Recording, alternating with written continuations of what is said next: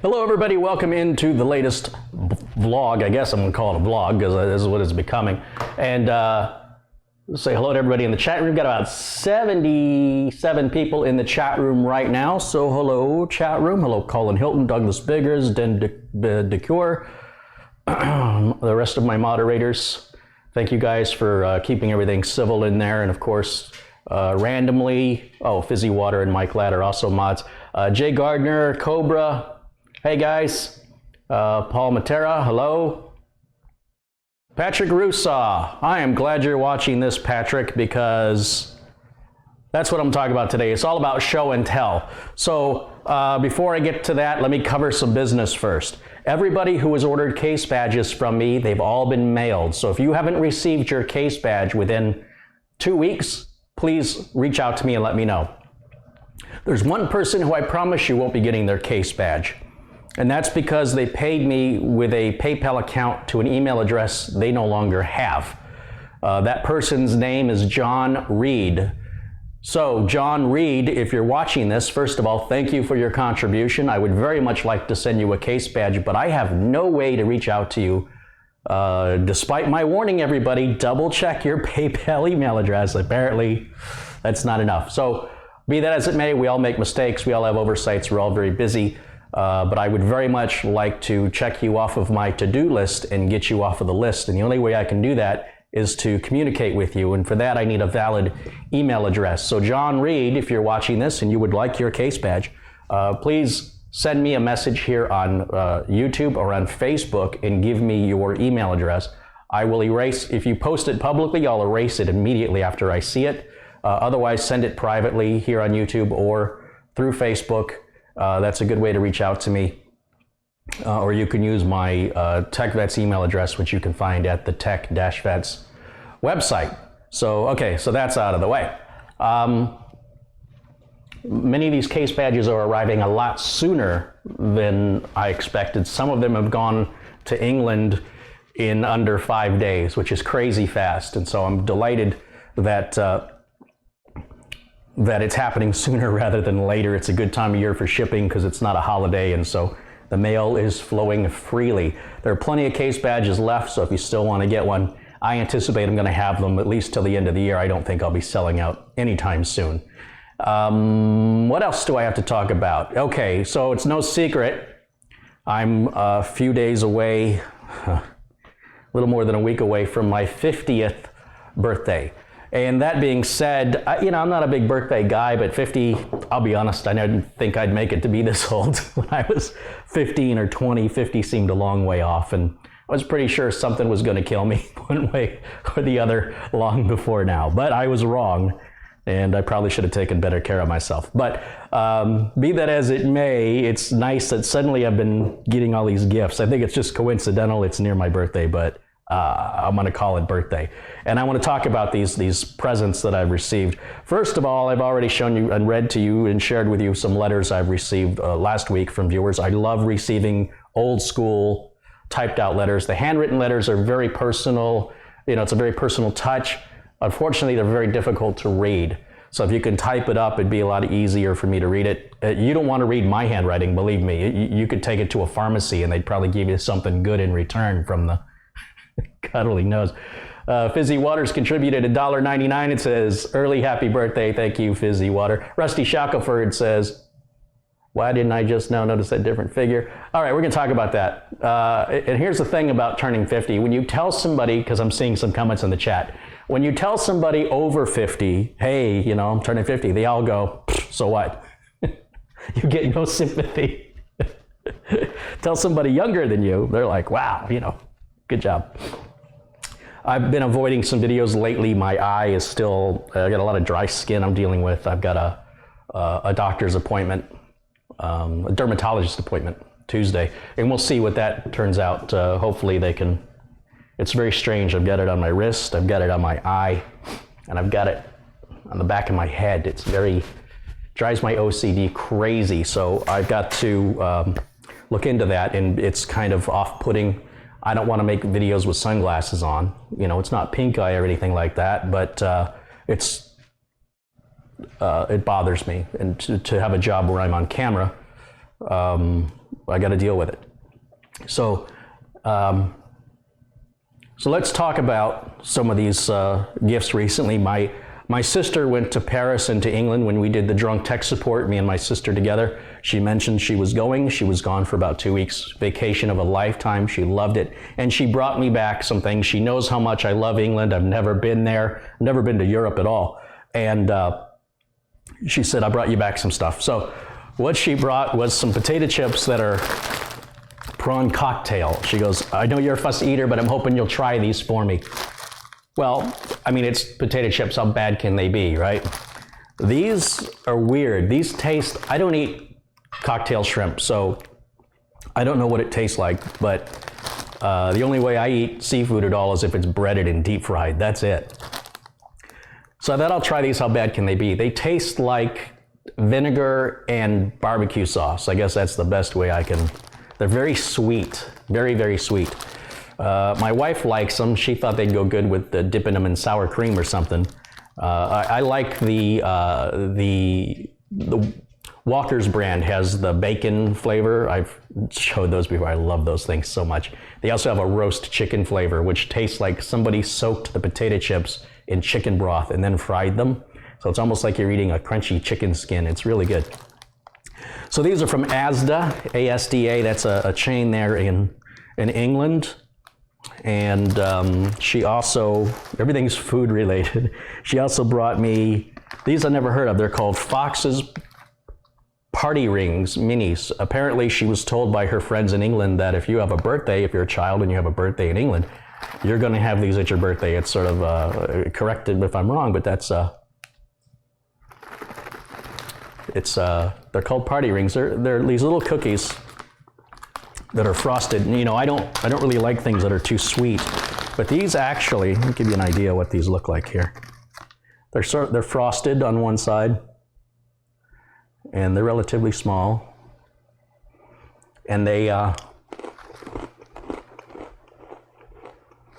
have a lot of flavor. They're very sort of bland, so I like them.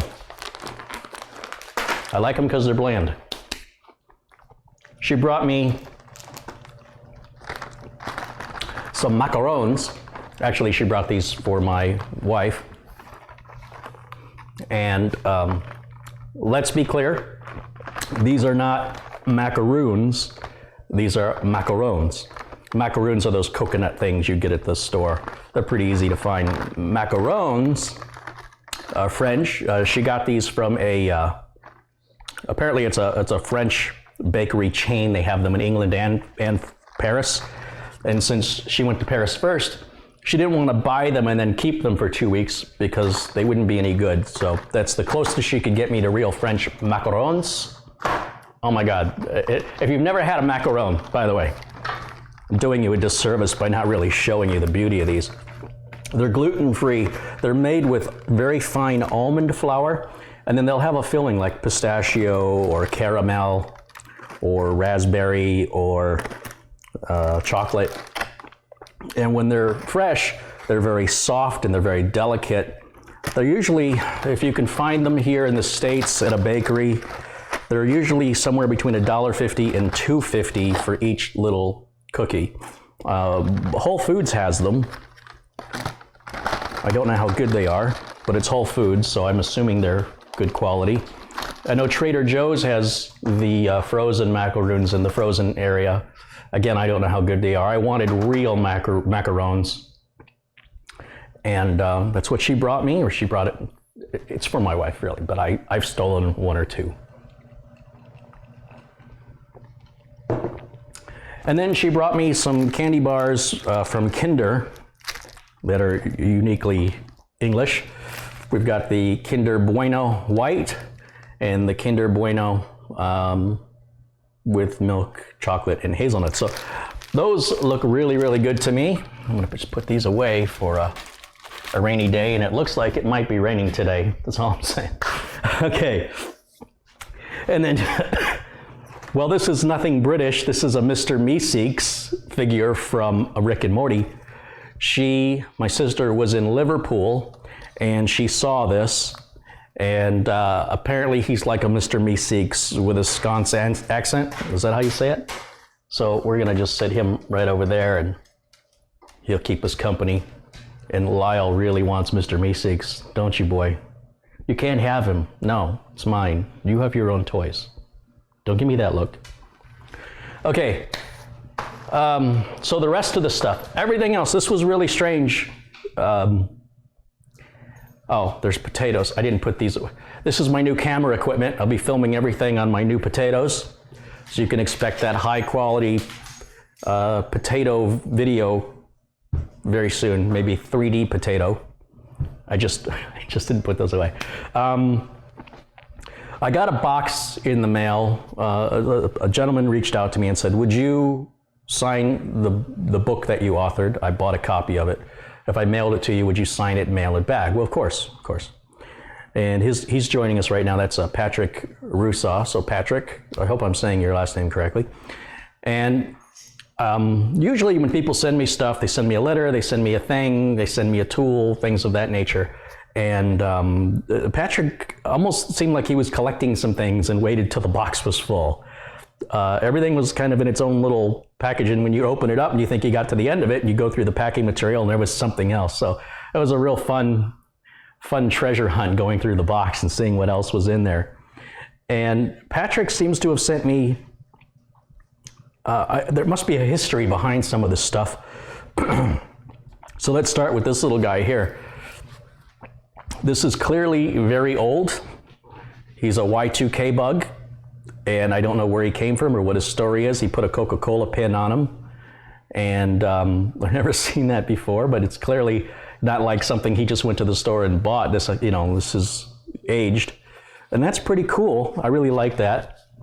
My favorite thing Patrick sent me was this Dilbert. I'm a big Dilbert fan, and this thing smells like cigarettes, but I can't complain for the price.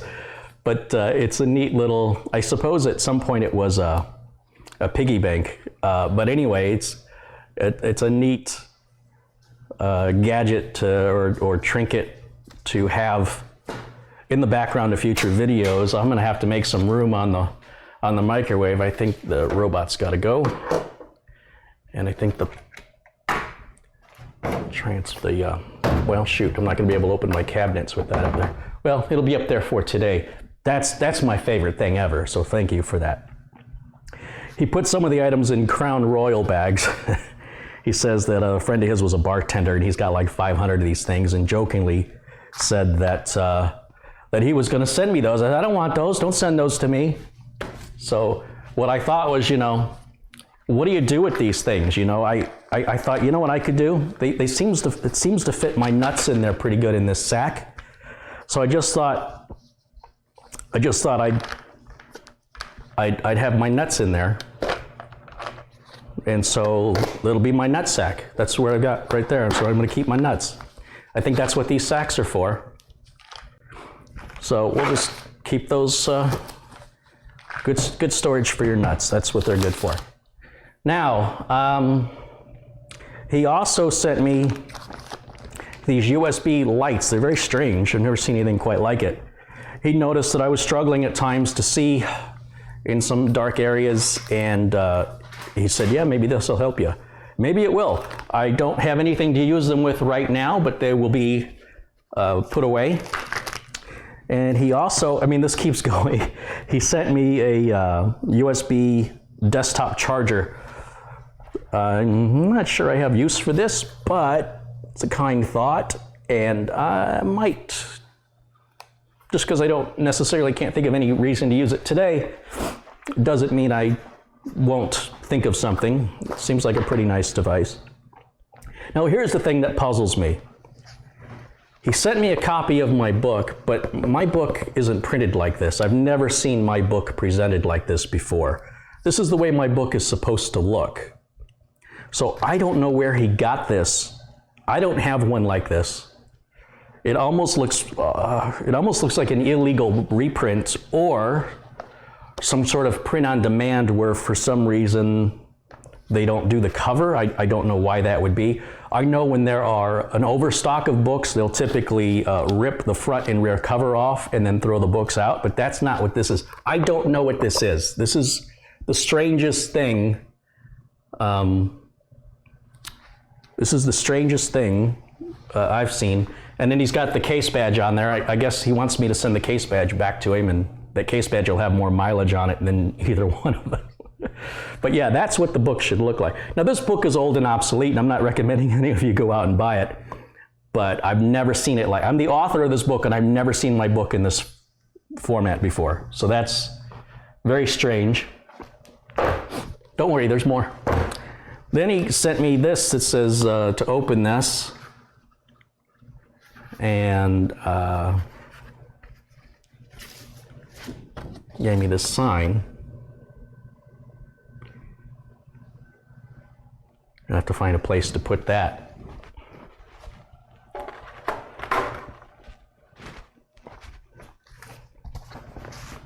And as if all that wasn't enough, there was an envelope with $100 in it. So I didn't know how to respond to any of this. It's very overwhelming. There's a lot of thought obviously went into this. There were little notes that he placed in the bags with each item, you know, about the lights or, you know, about the Crown Royal bags themselves. And then he wrote a letter here, which I have not read yet. I was going to read it live, but now I'm not sure if I should. And I was just going to, you know, sign his book and mail it back. Well, he included a self-addressed stamped envelope, which, I mean, just make my life easy. I love it. Absolutely love it. So, Patrick, wow, you've overwhelmed me. Thank you for your thoughtfulness. If there's something I can do for you, please let me know, apart from signing your book.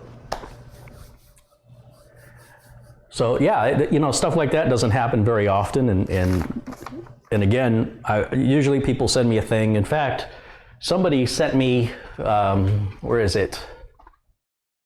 This I don't quite understand, but somebody sent me this toolkit, and it came from an anonymous source. I don't know who it was, but it's like a magnetic pickup and a mirror and a magnetic tray. I already have a magnetic tray. I just don't like to use it. And I don't quite know when I will use these. I've never ever thought I needed one, but it's thoughtful for somebody to send it, and I want to say thank you to them even though I don't know who they are. And I'm just going to keep it in the package until, you know, I'm sure something will happen someday and I'll say, I wish I had a mirror, or I wish I had a magnetic pickup, and I'll think, oh yeah, I do have one, and that's when I'll open it. Patrick says, thanks for the great videos. Well, Patrick, it's, like I said, I'm glad you're in the chat right now, because it's great to be able to talk to you directly, knowing that you see the video, and the box came yesterday. I kind of wish I would have unboxed it live. I had no idea what I was in for.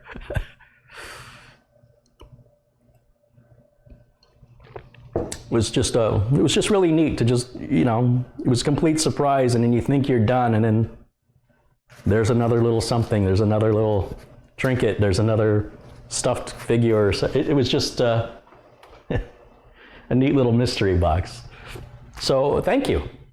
Thank you, of course, to my sister for bringing me back all this great British food, and French food, as it were. I'm going to put these macarons back in the fridge so they will stay fresh. Okay. Mike, what day is it? It's Friday. Give it to Mike. Mike's got a magnetic pickup. Unless it's intended for Mike. I don't know who gave it to me. Somebody said I forgot to read Dilbert's note. I brought the Dilbert up close to the camera so you guys could read it. I didn't think you needed me to read it to you. Do you want me to tuck you in?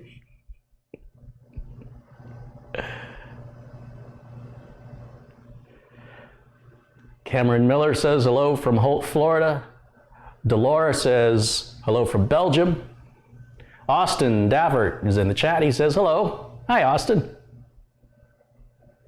Colin Hilton says, Christmas has come early, Carey. It's not Christmas, it's my birthday. Well, it will be. There's less stockings involved. Wait, is there? Well, they're not hung on the fireplace. All right, does anybody have any questions?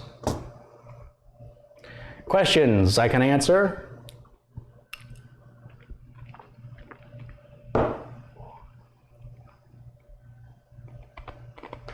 Titan tools are a dime a dozen. It's not about what the tool cost. It's about the thoughtfulness that somebody sent it. Did you guys say Mike has or was going to have his own channel? Yes, Mike's channel is, it's the problem with Mike having his own channel is he doesn't have an audience. So when we make content and we release it to that channel, it doesn't generate any revenue, and it's hard to get that train moving.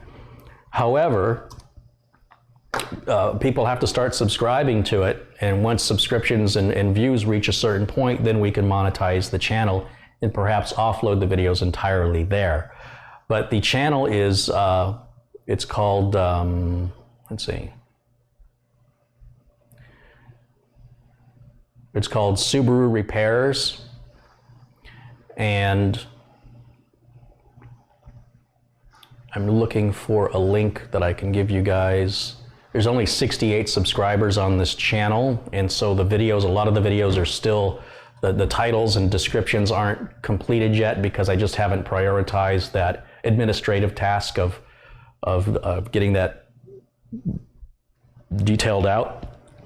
And again, without monetization, it's not very motivating to do it. But the idea was to segregate the Subaru videos out to their own channel. And so that's the name of the channel, Subaru Repairs, and it says in parentheses, unofficial. And I'm just trying to find a link that I can copy for you guys. Maybe this will do it. Let's try that.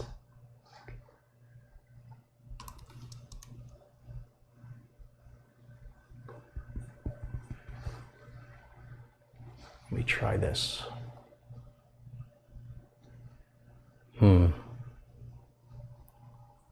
Live feed doesn't like it when I log into another channel. So I'm going to try that again.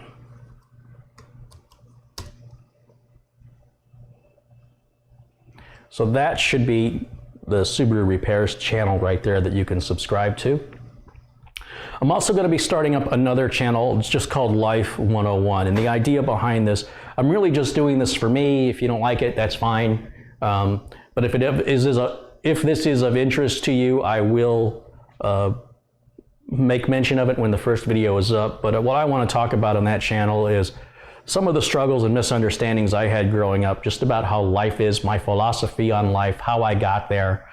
And I just want to share that information. I hope that it'll help people. My concern is that we go through a whole lifetime of experiences and education, and when we die, we lose all of it. And with each person, we have to start over again. One of the things that bothers me a lot is I had this great, wonderful, amazing partner in life. He was a German Shepherd. His name was Jake. And I've never established a bond with another living creature like I had with Jake. And when Jake died, all of his knowledge and all of everything that made Jake Jake died with Jake. And so when I get Jimmy, I have to start over again, and you start training all the things Jake already knew. I have to start again. Wouldn't it be great if we could take the knowledge we have and pass it on to a younger generation who then can pick up from there and continue to evolve further than we ever did? So that's the concept behind this. Again, it's really mostly for myself. I think about if I was in that stage of life that I was in the 1980s, and there was the world as it is today, I would be going to YouTube. I would be looking for sources, primarily forums, right, to find other people talking about the same problems. The main issue is a lot of the people that discuss the problems don't really help each other very much, other than reassuring them that they're not alone. But I can tell you from having gone through and overcome these obstacles what I did to overcome it. And it's one of those things where it may be interesting, it may be helpful. It's really intended, it's not intended to convince anybody to live a certain way. It's only to share my life experience in the hopes that if it clicks with you, you can get there faster than I got there. So that's going to be called Life 101. It'll be its own channel. And I anticipate I'll be making a lot of videos about that because they don't require any prep. I can shoot them live with very little editing. And I've got a lot to talk about when it comes to philosophy and how I come to where I am. I do have a degree in counseling, and I have a degree in metaphysical science, which in the world of degrees, they're not that hard to achieve, but it just goes to show how far my interest is in this. And, you know, I'm a big believer in when you hear about philosophy or you hear about basically any kind of advice, my suggestion to you is if the advice doesn't apply, that's fine. Doesn't mean everything won't apply. You take what you want and leave the rest.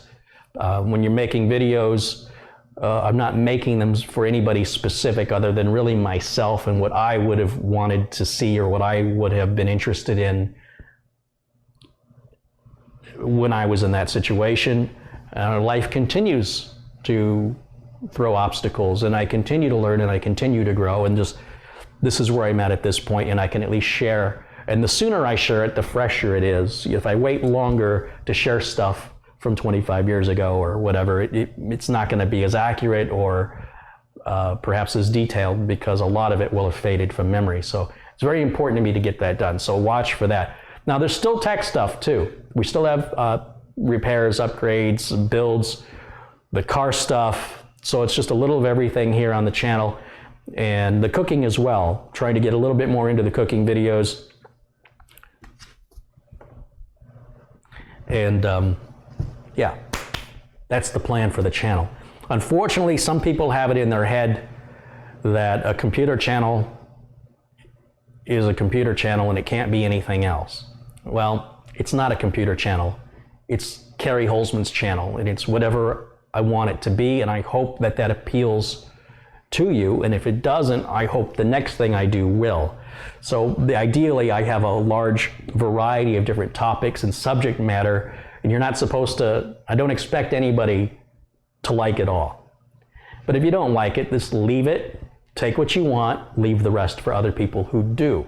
And that's all I can ask of you, and I hope that you're patient and understanding that when I do release content that, you know, hey, I'm just here for the Subaru videos. Well, I'm sorry, this isn't one of those, but there will be Subaru videos in the future. I'm just here for the cooking videos. Well, I'm sorry, this isn't one of those, but there will be more of those in the future.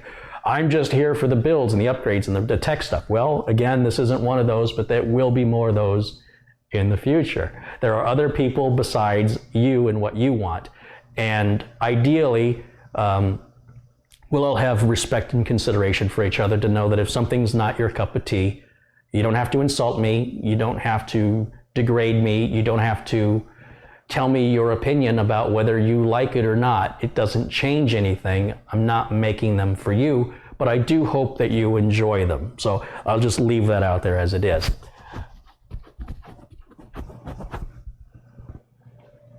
My popcorn tastes great now. Thanks for that video. Hey, Mike, you know, I've got to update that video. I've changed my popcorn recipe. I've been experimenting a lot with it. And I found what I think is a healthier way to make it with canola oil instead of with coconut oil.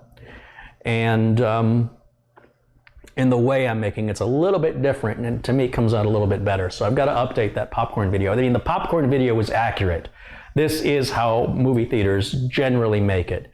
I did find out that my movie theater, which is a line called Harkins, they're just in the western states, they actually use canola oil. They don't use coconut oil. They promote their popcorn as being healthier. And I still haven't perfected my popcorn recipe to taste as good as what it tastes like at Harkins movie theaters.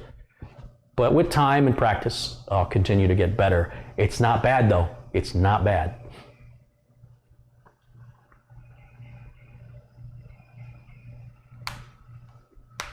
Ron Stewart says, hi, Carey, just wanted to say happy birthday, many years to come. Thank you, Ron.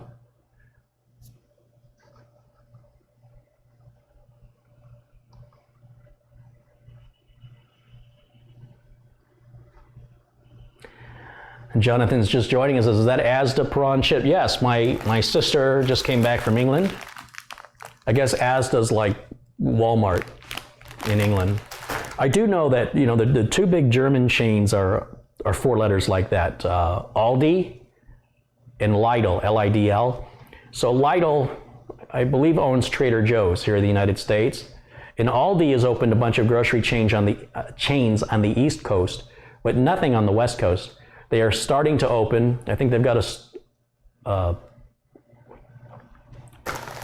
an Alda, that's Asda. It's a one-letter difference. So, or Aldi, two-letter difference. Aldi is opening in Buckeye, which isn't too far from me. They want to open like 3,000 more stores in the United States in the next 18 months or some ridiculous time frame.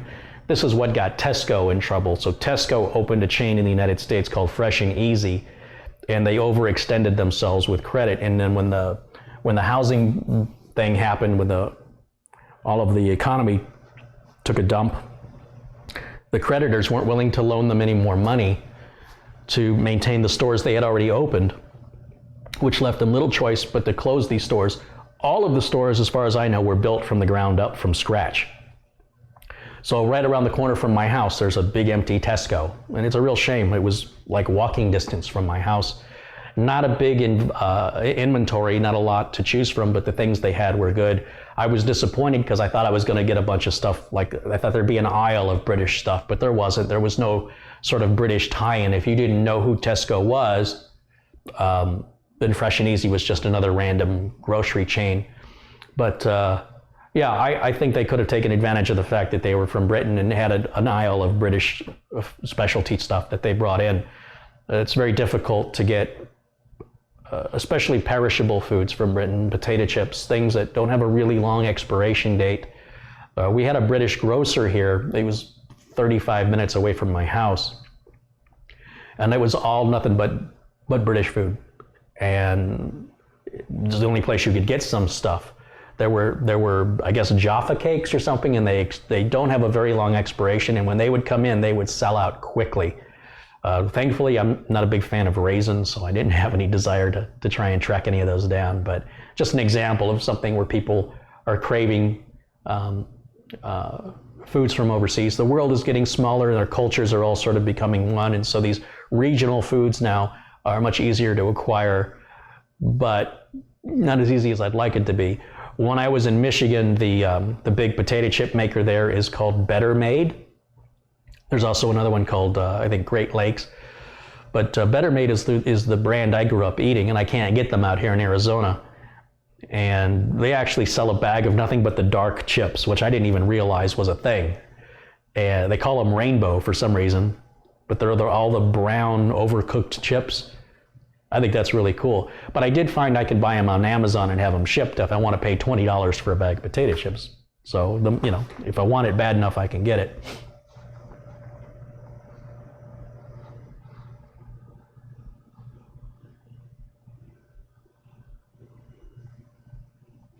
Would I be able to install a 3 terabyte hard drive in my Dell Optiplex 960?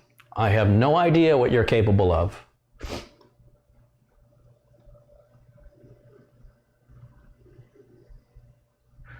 I still find it odd Britain doesn't have peanut butter. Well, that's interesting. I didn't know that. My sister brought along some Velveeta instant macaroni and cheese packs or boxes. And her friends in England were so excited because they don't have that, and they couldn't wait to go home and make their boxed macaroni and cheese. It looked amazing to them. And then she brought them, you know, we have all these flavored Oreos. They're mostly disgusting. So she brought a different flavor of Oreos for her different friends there in England. And one of her friends brought her a bottle of wine from Italy, and you can only get it from Italy. And she said she's never going to open that bottle of wine. Well, I think you should enjoy the wine. Paranoid Meerkat says, we have peanut butter in England. See, I would think they would too.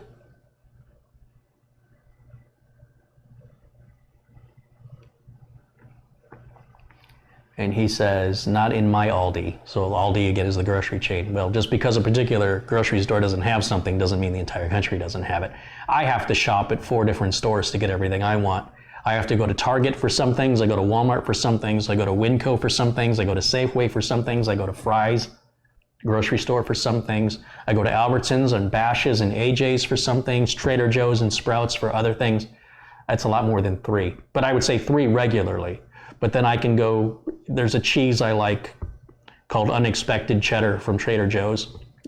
And it tastes a lot like the old Crock branded cheese that comes, I think, from Ireland. But the little brick of cheese is $9. And this cheese from Trader Joe's tastes similar, if not better, for $3.99. So it's a better deal. And it's good. Usually the expiration, like the cheese I just bought, expires in October. So I don't have to worry about eating it right away.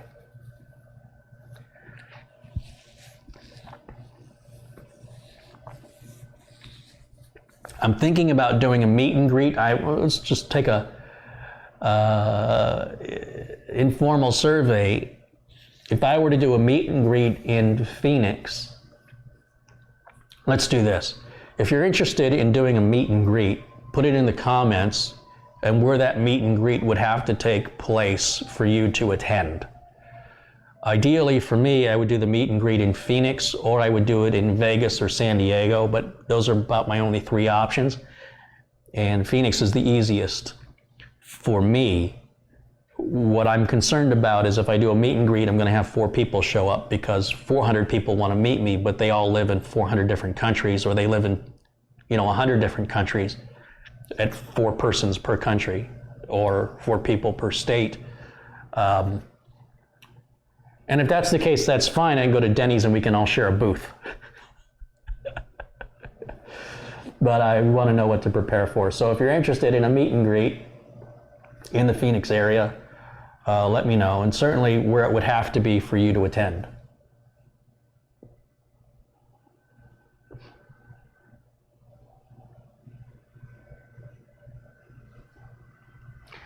Douglas says this would be too hot for me. Yeah, I wouldn't do it in the summertime. I would prefer to do it in the fall.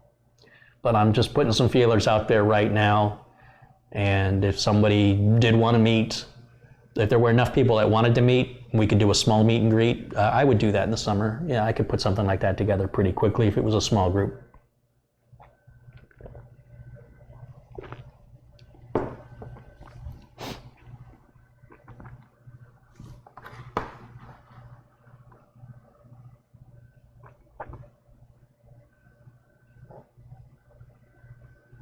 If I ever met you, I'd want to meet the doggies too. Well, unfortunately, I don't like it when people take their dogs into stores and restaurants with them, and I wouldn't do that to other people.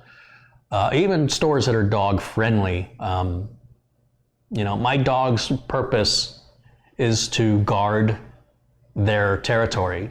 And so we take them on walks and such, but to remove them for a length of time, it leaves how can I say this?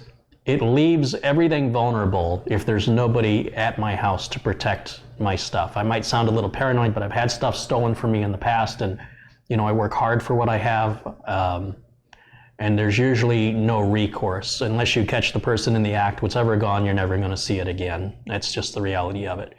So I always like to have someone in the house at all times, if not at the very least the dogs. So for me to be gone with the dogs for any length of time, and especially publicly announcing it where everybody knows the house will be empty, yeah. Again, a little paranoia, but not completely unjustified. I have a lot of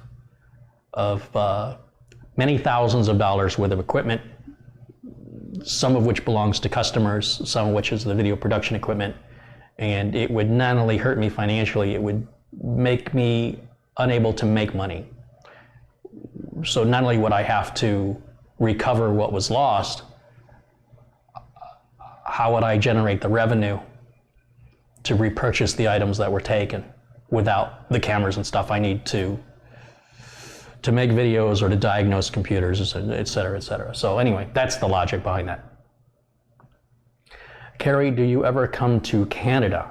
Last I was in Canada was in 2012, and I was just there very briefly for dinner. Literally, we drove in, ate dinner, and drove out, which the Canadian authorities thought was very suspicious. People that live in Detroit do it all the time. I don't know why they acted like they did, but Colin says, I would be interested when it's not hot, hot, hot out there. Are there any good hotels nearby? Yes, I live down the street from the Cardinals football stadium, the University of Phoenix Stadium. And so there are hotels not only right next door to the stadium, but just all around that area. Because that's where they have a lot of big concerts, soccer matches, football. And then next to that is the arena where the Glendale Coyotes play, Arizona Coyotes hockey team. But that building is dwarfed compared to the stadium. Why would your house insurance not cover it? Well, I'd have to deal with homeowners insurance. People act like insurance is there to help you. Insurance is not there to help you. Insurance is there to make money.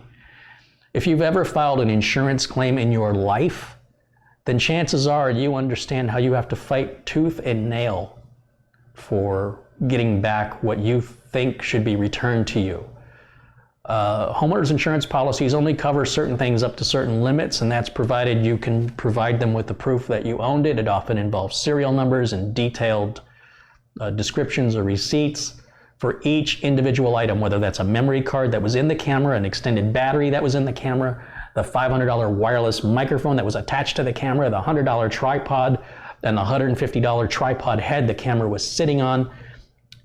You have to think of all of it, every little detail. You have to document it all. You will spend hours and hours and hours and hours filling out the paperwork, only for the insurance company to come back and say, well, we'll give you a third of this.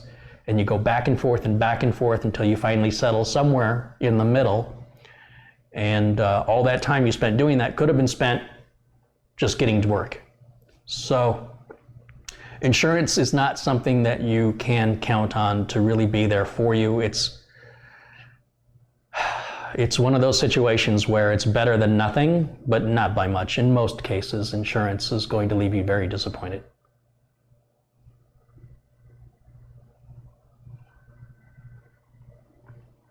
Are there any RV campgrounds nearby? Yes, because Arizona is, in Phoenix in particular, is the snowbird state. You know, when wintertime comes, a lot of people will drive their RVs from their cold state and then rent a spot at any of the RV parks. Now, many of the RV parks are for seniors. You'll see I do presentations all the time. All those presentations are done, they're sort of a combination of homes and RV. So when you drive into these gated communities, they're all retired folks, and you'll see homes and you'll see empty lots or a lot with an RV in it, but that's what the empty lot is for. And it's just the way the neighborhoods are designed. So those places are everywhere around Phoenix, Glendale, Surprise, El Mirage, Mesa, Tempe, Chandler, Scottsdale, Paradise Valley, Surprise, they're everywhere. Sun City.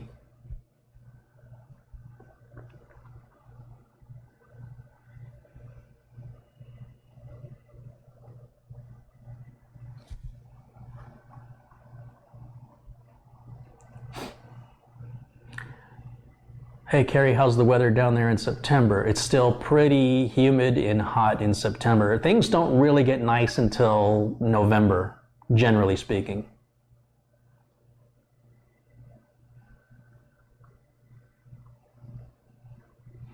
Superman G says he saw Subaru Mike eating the dog biscuit. Well, he liked it. I mean, it didn't hurt the dog to eat it. I can't imagine it's going to hurt a person, but Gigazoid Tech says, Carey, when I come, I'm bringing Coca-Cola for everybody.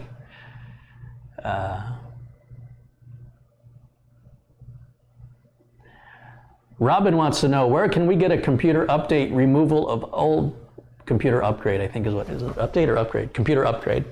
Where can I get one of these signs? Well, you'll have to ask Patrick Rusaw, if Patrick's still in the chat room, maybe he can tell us.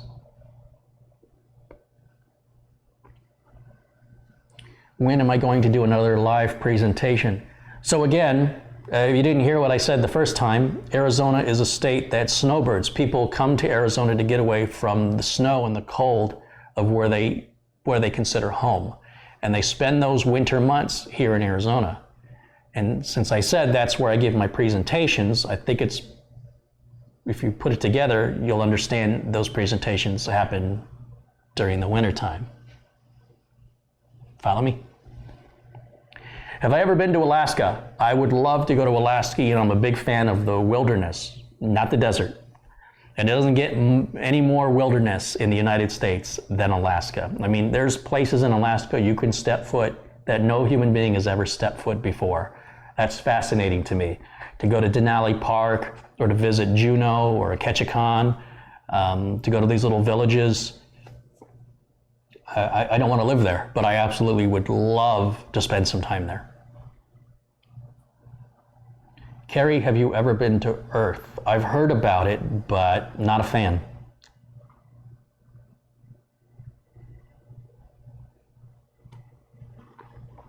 Douglas says, if you ever travel southeast, let me know. Yeah, I'm not often in Florida or, I mean, that's, you know, the amount of time I've spent in Georgia, Arkansas, Alabama, I mean, all combined is literally hours, not days or any more than that. Mostly just drove through Alabama, Mississippi. Florida is about the southeast as I will go that I've spent any time, and that's usually for business-related work. Every time I've gone to Florida, it's been for work.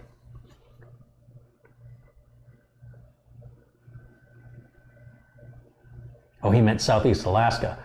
Well, yeah, you know, for me being in Alaska, that's all I can tell you at this point. I don't have any particular place. I'm not too interested in Fairbanks, and I'm not too interested in Anchorage. I want to get away from the towns, although as far as towns go, they're probably a lot smaller. They're probably closer to villages, but I don't know. I've never been there.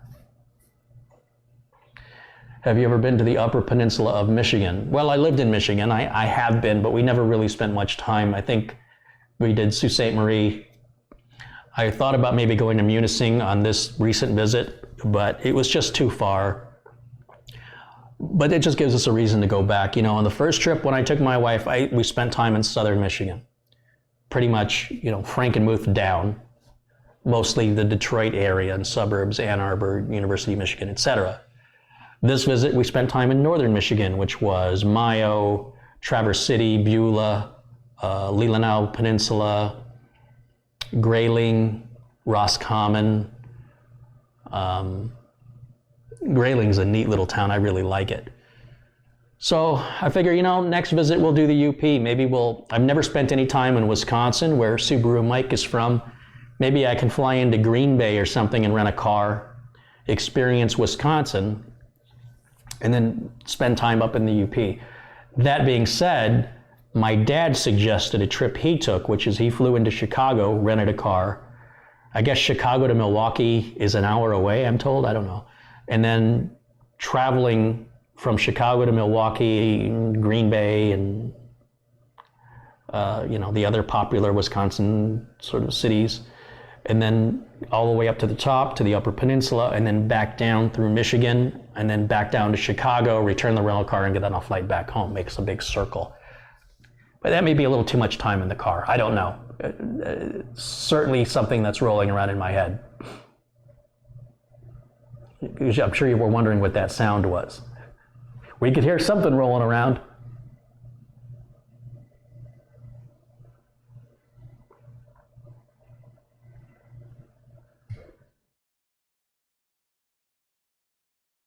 Yeah, Alaska's cold. Yeah, but it's a dry cold. I'm not worried about the cold. They're asking if I've ever been to Ireland. I've never really been outside of the United States, with the exceptions being Canada, Mexico, and a couple of Caribbean islands. That's it. Puerto Rico. I've not been to Europe or Asia or Africa or the Middle East. I would like very much one day to go to England. I would like to see Wales. I would like to see Ireland. I would like to see Scotland. my debate with my sister was she spent about a week in France of her 2-week vacation and the other week in England. And I thought England deserved about 16 days and, well, 13 days and then give France a day.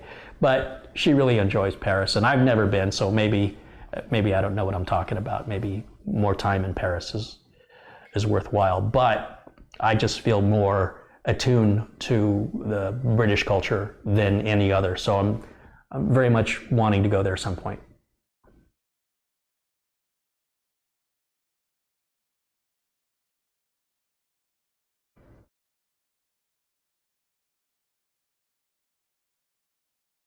Carey, I don't hear your air conditioner. Did you get it fixed? No, I didn't get it fixed. I'm continuing to ignore it. That usually doesn't help problems go away. I was going to order a motor. I was going to order the original motor that went into that AC unit, and I think it's made by Carrier, so it's a lot of money. This other company, I think it's called A.O. Smith. It's the motor I've got now. It's the motor I had before. They don't last very long. They're about $135. The Carrier motor was like $160, and I thought, I don't need it right now. Of course, when you need it, you don't want to wait without air conditioning for it to arrive. But I went to order it the other day, and it was $199, and I said, no way. I'll wait till it goes back to $160. So I'm not paying $199 for it. That's the thing on Amazon. Sometimes you have to put stuff on a wish list and just watch it. Just keep going back, because Amazon won't tell you. The Sony microphone I was looking at, the new replacement for the one I've got now, because as was previously mentioned, the frequency of this wireless mic I use will be illegal to use in 2 years. Not that there's any way to enforce that. So Sony's come out with a different frequency microphone that replaces the set I've got. And they wanted $520 for it. And I said, nah, it's $500. I'm not going to pay more than $500. And I put it on the wish list, started watching it, went to $530, it went to $550, now it's at $599. So it's just not a good time to buy it. It'll be there eventually. I expect the price to hit below $500 at some point in the future. It'll be brand new. It'll ship via Prime. It's just not right now. And I don't know why the prices fluctuate like that. I bought a 65-inch curved screen TV for $700. That same TV is for sale for $1,200 today. It's the same TV. If they were clearing them out at $700, why are they back up to $1,200? You're clearing them out. You'd think the price would continue to get cheaper until they were all gone. No idea what the logic is going on there. So all you can do is put it on your wish list and just check it regularly and watch for when that price drops, and that's the time to buy. And hopefully the air conditioner will just hang in there until that happens. If the AC motor dies in the middle of summer, I will have little choice but to spend $250 by buying the motor at a local place. That's going to be another A.O. Smith $130 motor. And I'm just, they add profit onto that. What else am I going to do? When you need it, you need it.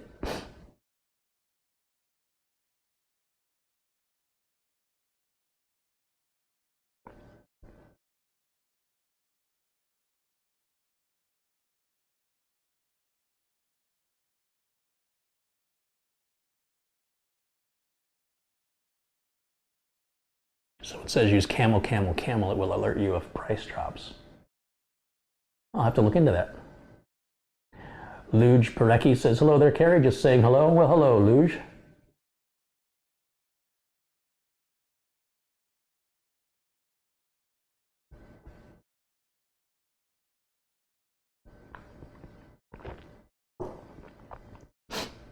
I'll tell you what's frustrating to me is when I buy something, and Newegg does this to me all the time.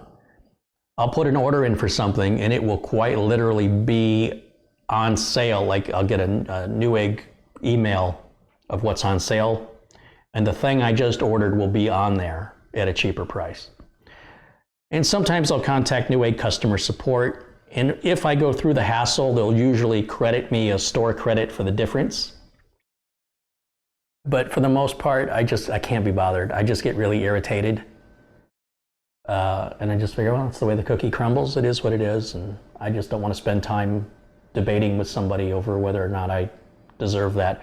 I spent The first 3 days of this week, I spent trying to get my wife's tires fixed. I had bought tires for my wife's car in 2015. I did some research to find out which tires would be the best for her car. I went to the forums where people that own this car talk about their experiences, and they all agreed that these tires made by a company called Vogue were the best tires for that car.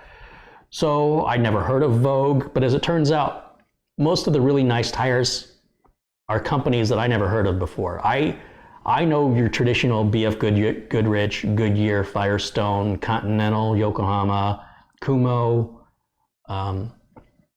You're talking about brands I never heard of. Nino, I think, and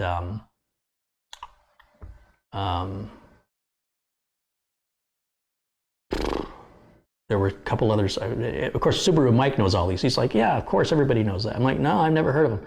So anyway, one of the tires loses about 10 pounds of air every month.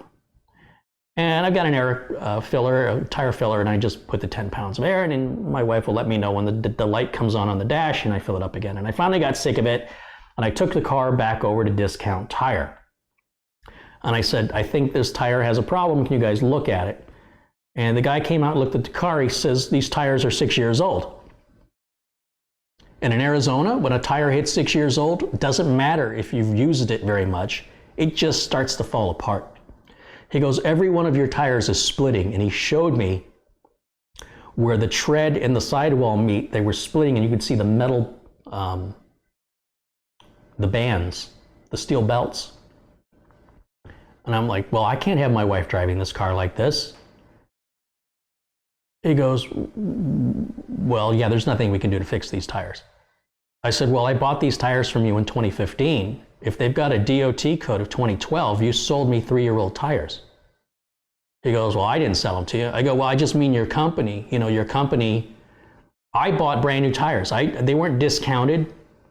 And I didn't think to check the DOT code because I trust you guys would do that when you're installing. He said, no, we don't check the DOT code. I go, you know, with the litigious society that we live in America, when you have a deep pocket company that makes billions of dollars like Discount Tire, you know, they sell upwards of 2 million tires a day, $2 million worth of tires a day. You sold me old inventory. You sold me tires that sat on a shelf for 3 years. This isn't right. So he gets on the phone to Vogue, and they say, we'll give him, you know, we'll prorate the tires. We'll give him $50 per tire. So I got to buy, you know, $600-700 worth of tires again 3 years later, and they're going to discount it $200. That really wasn't good enough for me. So I said, look, I appreciate what you've done here. I went home, I called Discount Tire direct, and they were very cooperative. They said, look, here's what I'm going to do. I will mail you, you tell me the store, the Discount Tire store that you like to go to. Tell me what tires you want. If you pay for the shipping, I will send you the tires. And then you just pay the discount store, the Discount Tire store, for the mounting and balancing. And I'll even put the extended warranty on the tires.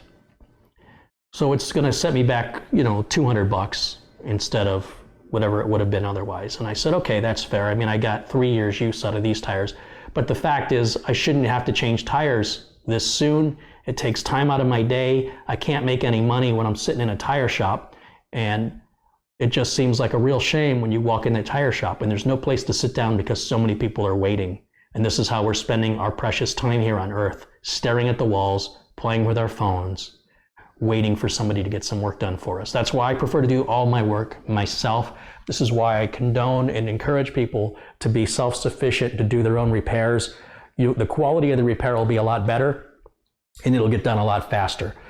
And it'll probably get done right if you do it yourself. And there's a great sense of accomplishment. So I end up spending 3 days on this project, literally 3 days, going back and forth between the phone call and dealing with them, and then waiting and waiting and waiting, and finally got my tires put on. Now the car has to go in for an oil change, and it has to get, it's got some other maintenance stuff that has to be done, and all that has to be done basically Monday through Friday between 7 a.m. and 5 p.m. for the most part, is when these mechanics generally work. That takes me right out of the middle of my workday to do it. I was so upset at Discount Tire. I was so upset. And the guy working at Discount Tire said, Vogue's are popular tires. They're used on Cadillacs. He said they're a good tire, but they're not bought a lot, and as a result, the DOT codes on those tires is going to be older because the inventory just doesn't move as quickly. And my attitude was like, look, when those tires are 2 years old, it should be illegal for you to sell them. You should not be allowed to sell those tires. That's dangerous in Arizona. You know, and at the very least, you should heavily discount them to the point of almost giving them away and exposing, you know, making it very clear, these are old tires. They've never been used. They're brand new in the sense that they've never been used, but they're not brand new in the sense that they're going to deteriorate faster because out of their 6-year lifespan, a third of that is already gone. And, you know, this whole situation should have never happened. So that was my debate with Discount Tires. Yes, they were cooperative, but on the other hand, neither one of us would have had an issue. I wouldn't have had to have called them, and they wouldn't have to make it right if they would have just done it right the first time. It's a big tire company. They can send these tires back to the manufacturer, and that will cost them less than a lawsuit from a tire that splits that somebody bought supposedly brand new, and on a front-wheel drive car that's used to motivate the car and it's used to steer the car. That's a very important tire, the left and the right one up on the front. And if you lose those, especially at high speed on the freeway, death or serious injury could occur through no fault of the driver. This is why I think it's in Discount Tires' best interest to make sure that the installation technicians are checking the DOT codes on the tires. So if you're getting tires, read the DOT code. If you don't know how to read it, Google how to read DOT code on tire, or ask the installer, what's the DOT code? When were these tires made? They're charging you the same amount of money for a brand new tire versus a 3-year-old tire. So which one do you want? Anyway, I'm pretty upset about it. Even though Discount Tire made it right, it took 3 days to get this all ironed out that I've lost. But, you know, the car is safe again, and that's the important thing. But it should have never, this whole scenario should have never existed. And I should not have trusted Discount. I should have asked. I know better. I should have said, what's the DOT on those tires before they installed them? Because what happened is I ordered them from Discount Tire Direct. They shipped them because they have a bunch of tires that the Discount Tire store can't. They just don't have. So the Discount Tire Direct ships it to the Discount Tire store. Then I make an appointment with the store, bring my car in, and have them do the work.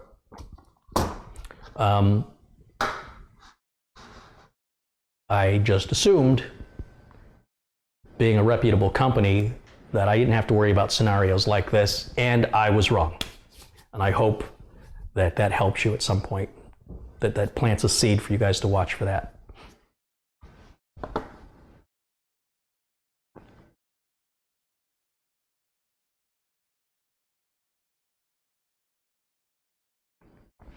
Do the oil change yourself. The reason I don't do an oil change myself is you've got to recycle the old oil. And how do you do that? You have to put the oil into another container. You've got to put that greasy, oily container into your car where it could potentially spill and get on the carpet in the car. And then you've got to take it to an auto parts store that'll take it back. This is a hassle. I can take my car to the dealer and pay less for them to do the oil change than it costs me to do myself. The downside is the dealer is going to give me a list of things that they're going to recommend I have fixed, which I always tell them no. And then the other thing is I have to spend, an hour and a half, 2 hours staring at walls waiting for the work to get done. I much prefer to be able to just drop my car off, get a ride home, go back to work, and call me when the car is done.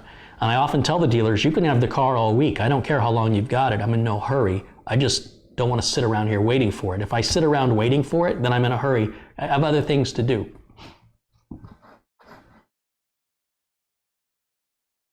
They call themselves discount tires for a reason. Well, the discount is not supposed to be on the quality. The discount is supposed to be on the price.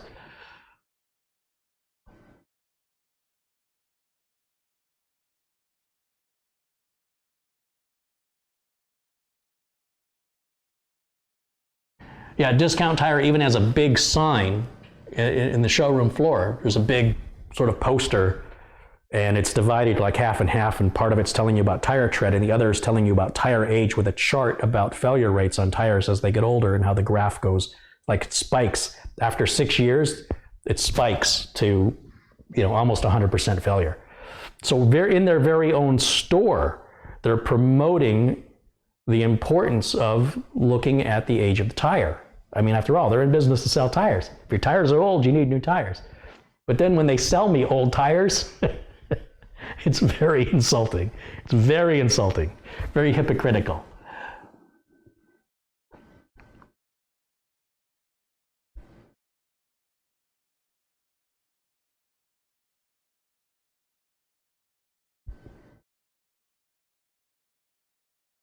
When would you say it's worth upgrading from an older operating system to Windows 10? And when is it better to buy a new computer, considering someone who only needs it for basic home use? This is from Michael McLean in the chat room. Well, Michael, in my opinion, you should always build your own computer. How you use it determines how much you're going to spend, not whether or not you should build it yourself. You can build a very basic computer for about $600. I think Windows 10, if you don't like it and you don't want it, you're not going to have a choice after January of 2020 when Windows 7 is put to bed. Windows 7 will still continue to run, much like Windows XP and Windows 98 and Millennium still run today if you wanted to run them, but you've got no security anymore. And then eventually you won't be able to find printer drivers, your browser won't work in certain websites. That's already starting to happen for people on Windows 7 and Windows 8, where certain websites will no longer function properly. You can go to an alternative browser, but now even Chrome has stopped updating on Windows XP. They did that quite a long time ago, which means it throws you over to Opera or Firefox. And as long as you keep trying to use little patches and little things to get you through the next day, it's not a process I can condone or endorse or encourage. I think it's foolish. It's sort of using duct tape to get you by the next day. It's not really planning ahead for the future. Buying a modern operating system is getting you current with the times, and it'll make your life more about using the computer rather than about just continuing to make the computer work to do what you need it to do. As the operating system starts to age, you'll find you'll be spending more and more time band-aiding things to get things to continue to work versus having a modern OS where all this happens automatically for you. So I don't really see any harm in Windows 10. If anything, I think it's a good OS. The people that complain about the OS spying on them, nobody cares what you do. Nobody's watching you. It's all automated processes looking for keywords and things to then automate the ads they throw in your face that I think will be more interested to you than random ads. So this sort of level of self-importance, inflated sense of self-importance about what you're doing, I honestly don't care. I don't really think Microsoft cares, other than the point that the more they know about you to target marketing, the more you're worth to them. But even that's under $20 a year, I would say. So it's not like you're worth a whole ton of money. And you're being spied on by your cell phone, much more so than your operating system. Your camera's all over in the public. And these same people, by the way, when I'm sitting in Discount Tire, this lady's on her speakerphone in the middle of, I don't want to hear her conversation. This might be the same person that's in the chat right now complaining about the privacy that she doesn't get in Windows 10, but she's having an open conversation in a crowded place where everybody's quiet and, kind of biding their time, staring at the ceiling, staring at the walls, and she's there with a speakerphone having a freaking conversation. Then she's watching a video of some girl screaming, just screaming like in terror, over and over and over, and I was this close to saying, do I need to hear that? Do I need to listen? Whatever she was watching, maybe somebody sent her a funny video of a girl getting scared, and she just kept getting scared over and over and over and over. These panic screams over and over and over and over and over on what seems like the loudest volume on her cell phone. Was she just looking for attention? Yeah, it's hard to take privacy concerns seriously when people behave this way in a public environment. So I don't care. So If you're worried about that sort of stuff, not that the person who asked did, but I'm anticipating there's always those, there's always a few in the chat. Don't use it. I don't care what you use. It doesn't matter to me. I don't care what you do with your computer. I don't care how often you do it. I don't care where you shop. I don't care. So if you ask me what OS do I recommend Windows 10 because it's designed for modern hardware. If you're going to build a modern computer, it's foolish to put Windows 7 or Windows 8 on it. You won't be able to fully take advantage of the security and of the performance. So I think the only person you're hurting is yourself. Doesn't matter to me. My life doesn't change. I don't sell Windows. I don't sell your private information, and it makes no impact on my life how you feel about it. So let's just put that away. It's my opinion. This is what I recommend for my customers, and it'll get worse before it gets better. If you think the spying in Windows 10 is bad now, you just wait and see what's happened in the next 10 to 20 years.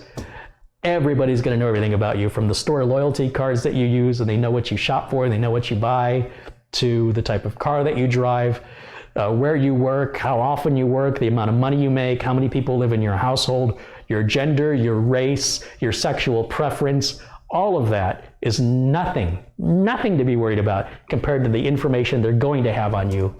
And forget 10 or 20 years, in 50 years, and hopefully I'll be dead by then, you will long and wish for the days, the good old days that are right now, where you still have some privacy. And that's my opinion on that.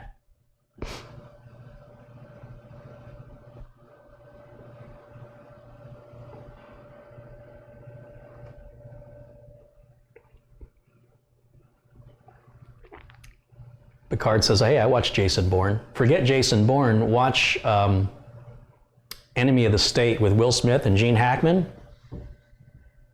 And that's an old movie. It's not so far-fetched anymore.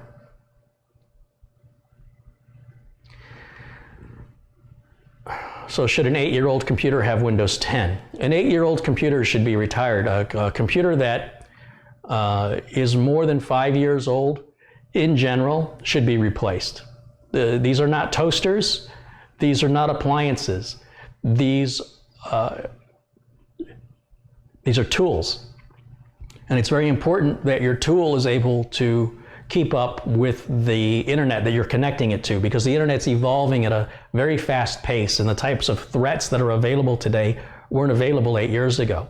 And the types of protections you need your antivirus to do require more resources. And so to protect your computer, you're going to consume so many more resources in the security software that the computer will become sluggish and non-responsive, or at the very least, you'll have to have a lot of patience.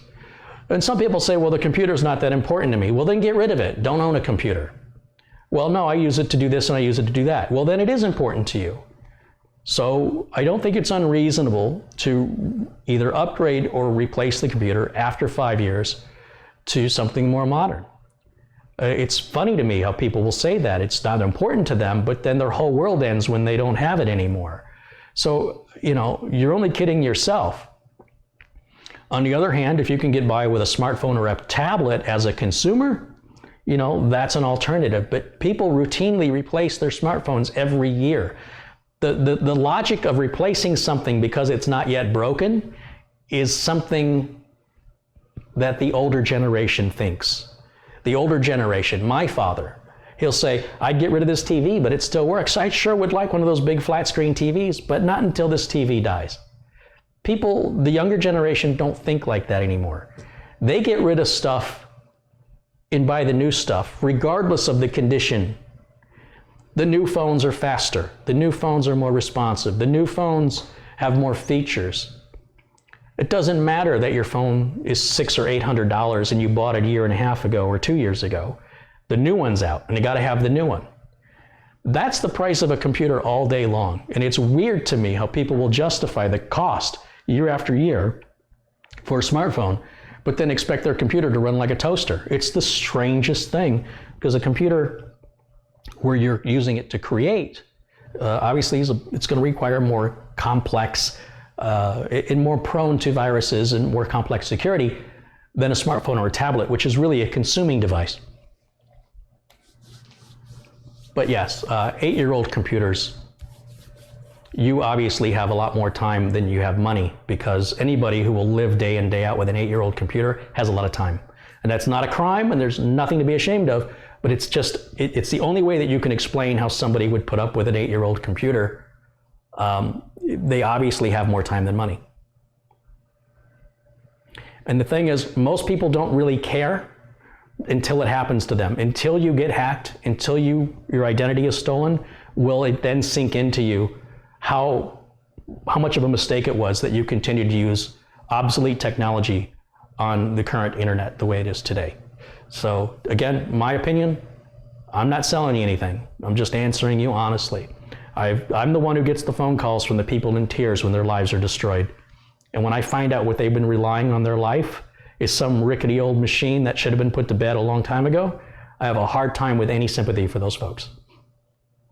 In the news the other day, they had a guy who was very upset that he had videos and pictures of his wife who had died of cancer, and he sent those off to be transferred digitally. And he got a Groupon, and so instead of $300, it cost him $78, and he put the videos in one box, the pictures in another box.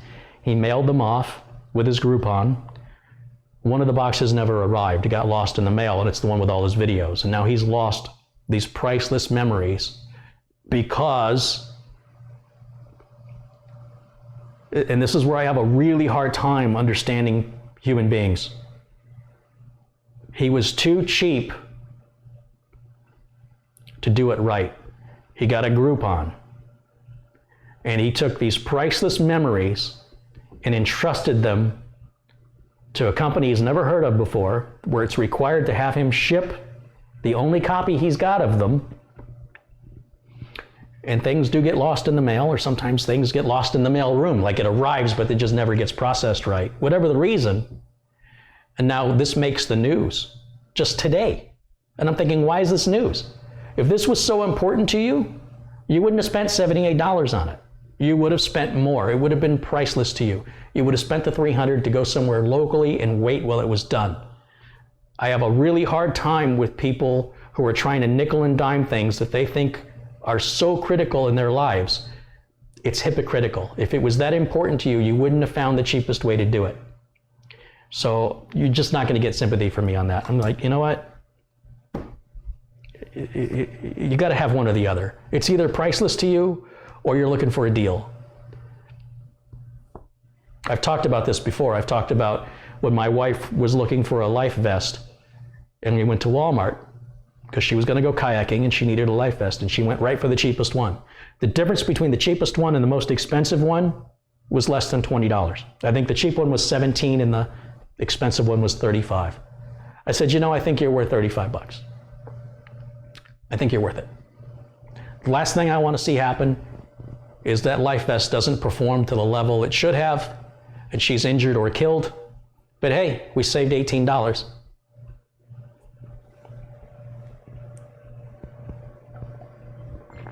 Should I throw away a Carey Holzman built computer after 5 years? You should upgrade it. You should take the motherboard, CPU, and RAM out and put a new motherboard, CPU, RAM in, and maybe throw an M.2 NVMe drive in there. You can reuse your case, reuse your power supply, reuse your optical drive, reuse your hard drive, reuse your monitor, your mouse, your keyboard. Make sure you throw Windows 10 on it. You're good to go. You got a brand new computer again. That's the beauty of building your own machine, not just a machine I build, machine you build. The whole point of it is that you can change out components. You don't have to wait 5 years to do it. But if you go and buy something pre-made, most of those systems, they only have a power supply big enough to power what's in the box. It's not going to be 80 plus efficient. There's often very limited upgrades you can do, and when you do any upgrade, you're probably going to have to replace the power supply. And some of these systems are quite difficult and very limited to work on. It's mostly a disposable computer. You know, you can buy them all day long for $300. If you've seen the video on the HP desktop review that I did a few years ago, if you're okay with spending your money to get that, that's fine with me. But if you think that's the equivalent of building your own, you are very, very mistaken. So as long as we adjust our expectations accordingly, everything will be fine.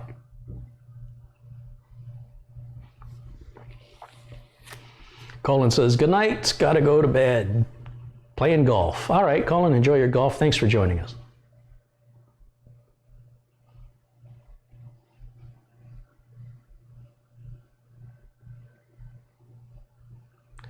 My warranty for my power supply is for 10 years. Would you upgrade that before that time is up?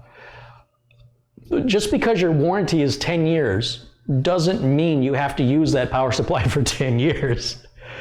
If the power supply continues to meet your needs, you should continue to use it. You shouldn't replace it strictly. And when I'm just talking about the power supply, you should not replace the power supply just because of age. You should replace the power supply if you're getting a bigger power supply or more efficient power supply, something that provides more power or more efficiency to make it worth the investment. Changing out a power supply is not the same as changing out a motherboard or changing out a CPU. Power supplies are basically the same today as they were 10 years ago or even 20 years ago. The difference being the power efficiency ratings have gone up, the quality generally has gone up, but if yours is working, don't fix it if it ain't broke. When it comes to things like optical drives, hard drives, power supplies, cables, these are things you can continue to reuse until they no longer meet your needs. But when it comes to the processing power, to the security, to the constant evolution that's happening with the ether, with the internet, with the data, if you're not fully prepared for that and you go out into that world, into this virtual world of the internet, and you're using a computer that's outdated and insecure, it's your identity that's going to get stolen. It's your data that's going to get encrypted. It doesn't matter to me. It has no impact on me whatsoever. Knock yourself out. But just expect it. That's all I'm saying. Understand the risk you're taking and take responsibility for it. That's all.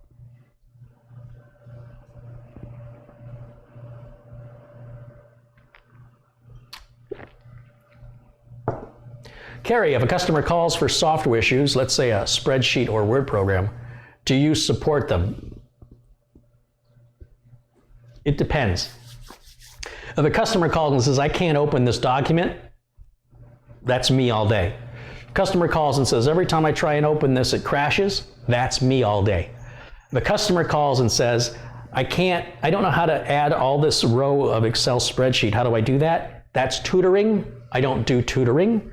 That's education. You need to go and be educated for that level of whatever it is you need help with. That's not a computer problem. That's a you problem, and I don't fix you problems. That's not my job. I can fix your car. I'm not going to teach you how to drive.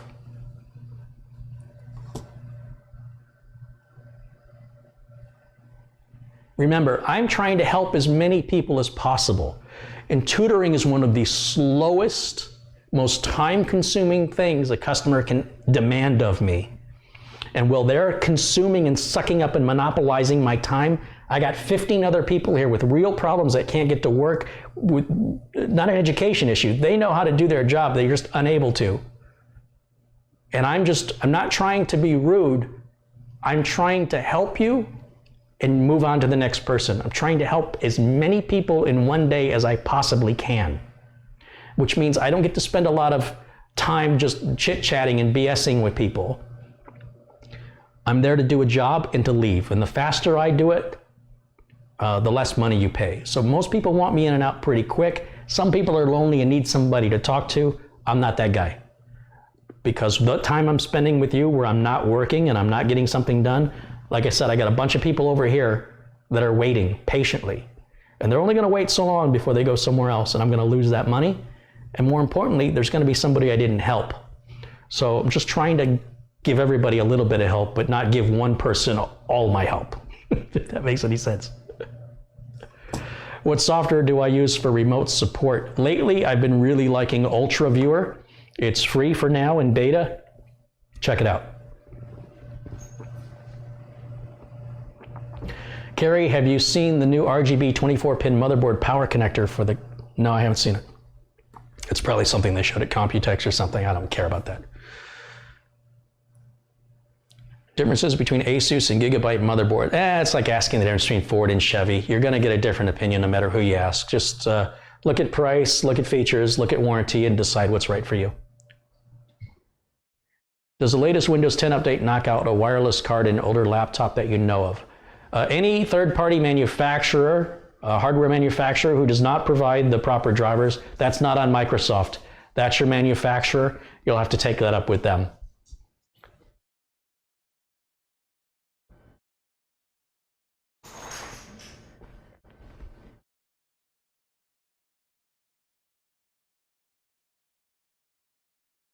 My local ATM still uses a version of XP. Yeah, but that's not your business. You know what I mean?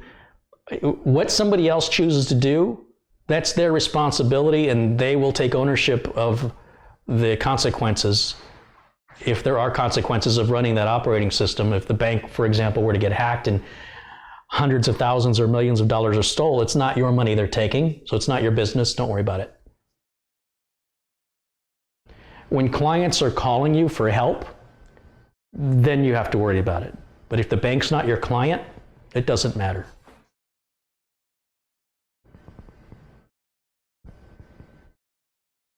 So when I give you guys advice, I'm just telling you what I would tell my customers who pay me. I'm giving it to you for free.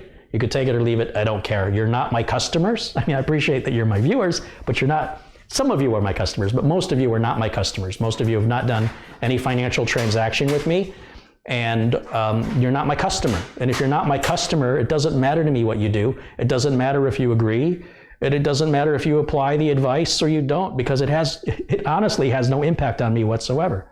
But when I'm held accountable and responsible for your computer, and every time you have a computer problem, you call me and expect me to fix it because I'm on a retainer, you're going to follow what I say, or we're not going to do the retainer anymore, and you can find somebody else to do your tech work. Because I have other things to do than argue with somebody who thinks they know better. If you know better, you don't need me. You're better on your own. And that's fine. There's other people who do need me, so free me up so I can go help them.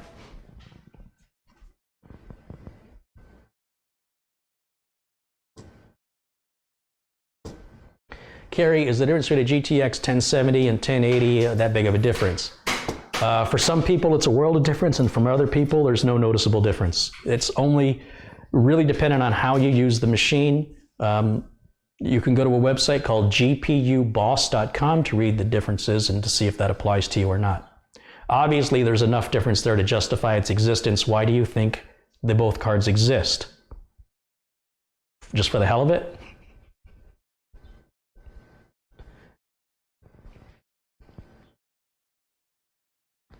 I swapped out a 500 gig Samsung SSD for the 1 terabyte, and the darn thing seems slower. Any ideas why? Load the Samsung Magician software and make sure that you've got the latest firmware installed. Make sure that you're connected at that it's in AHCI mode in SATA 600 or SATA 3 mode. The Samsung Magician software will make sure to tell you that it's all running the way it should. And then do the performance test in the Samsung Magician software. And then barring that, run, have both drives hooked up simultaneously and run Crystal Disk Mark on both of them to see if there is an actual performance difference in the read and write speeds. And if so, perhaps RMA the drive back to Samsung. Every time Windows 10 gets a major update, it breaks Home Group. Windows 10 stopped supporting Home Group. Home Group, as far as I'm concerned, was a horrible idea, and it should have been gone years ago. I'm glad they finally got rid of it. So yes, the latest update to Windows 10 breaks Home Group. Just forget Home Group ever existed. Don't use it. Carey, have you heard about MSI Gaming Plus boards not working with Ryzen? No, I don't use MSI boards. I think you're starting to understand why. Carey, my 24-pin power plug is completely stuck in the socket. Any clue how to get it out? I have experienced this many times. You need to get a small straight-edge screwdriver like something like this little one I've got here. And what you need to do is you need to squeeze the little clip and just drive that screwdriver in between where the plug meets the socket and very gently twist it and just kind of work your way around it. And eventually it'll lift and then you wiggle and pull and it'll pop off. Patience is very, very important because, as Austin will tell you in the chat room, it's very easy to damage your motherboard by being impatient and manhandling things. Don't force anything.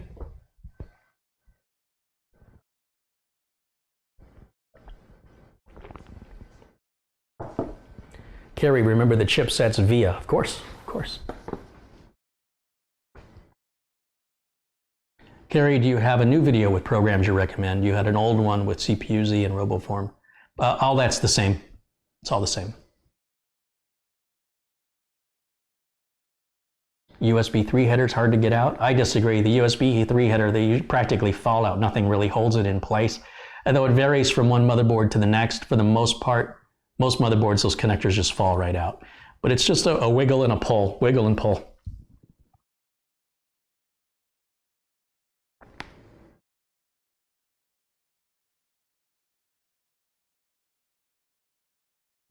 Carey, have you ever damaged a customer's hardware and had to replace it? Of course, yes, that's part of the job. That's part of the learning process. It's part of your education, is real-world experience. And absolutely, I have damaged customers' components and I've had to replace them. Yes, and I've done it live on video here. You've seen it happen. Do you know Eli, the computer guy? No, I do not. Hi, Uncle Carey. What do you think about PNY NVIDIA GeForce 1030? Is it worth it to spend about $100? I think as long as you understand you're getting a $100 graphics card and you're going to get $100 graphics card performance, and that's what you're willing to accept, and it's fine. If you're thinking you're going to have 1080 performance on a 1030 graphics card, then you're fooling yourself. Again, you can go to a website called gpuboss.com and you can read the reviews and see the performance comparisons and differences between these graphics cards and different games and frames per second rates. For some people, this is very important information, and for other people, they could care less. I don't know which person you are, nor do I know how you would use your card or what you would use it for.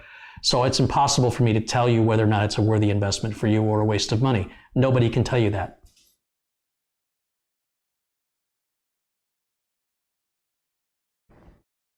What happened to the computer for the automotive crash test user?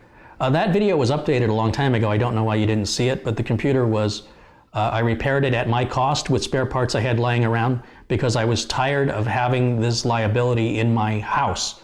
If anything were to happen, a fire, a theft, a flood, I would owe that customer a new computer. And it was in my possession far too long. So what I decided to do was just do what I can to minimally fix it, get it operational again, not charge the customer a penny, return the computer to the customer with no warranty, no guarantee, and said, if you make up your mind what you want to do with this, let me know. In the meantime, it can at least work. I don't know if it'll work for 10 years or 10 hours. I have no idea, but it works and you can pull data off of it or whatever you need to do. And the last time I was at my client's, it was exactly where I left it. Nobody's touched it. So apparently, it's not very important to the customer. But I'm glad it's not in my possession and I'm no longer responsible for it. If the customer ever decides to revisit that, we'll talk then. Until then, it's done and I've moved on long since to other projects. Carey, will you be calling back the scammer today? No, I don't have a computer ready yet. I was going to set something up, but I just haven't had time. I just built an Intel NUC. It's the 2018 model. Your opinion? I haven't seen the new NUCs, but they look fantastic, and I've read good things. Are you happy? Because that's really all that matters.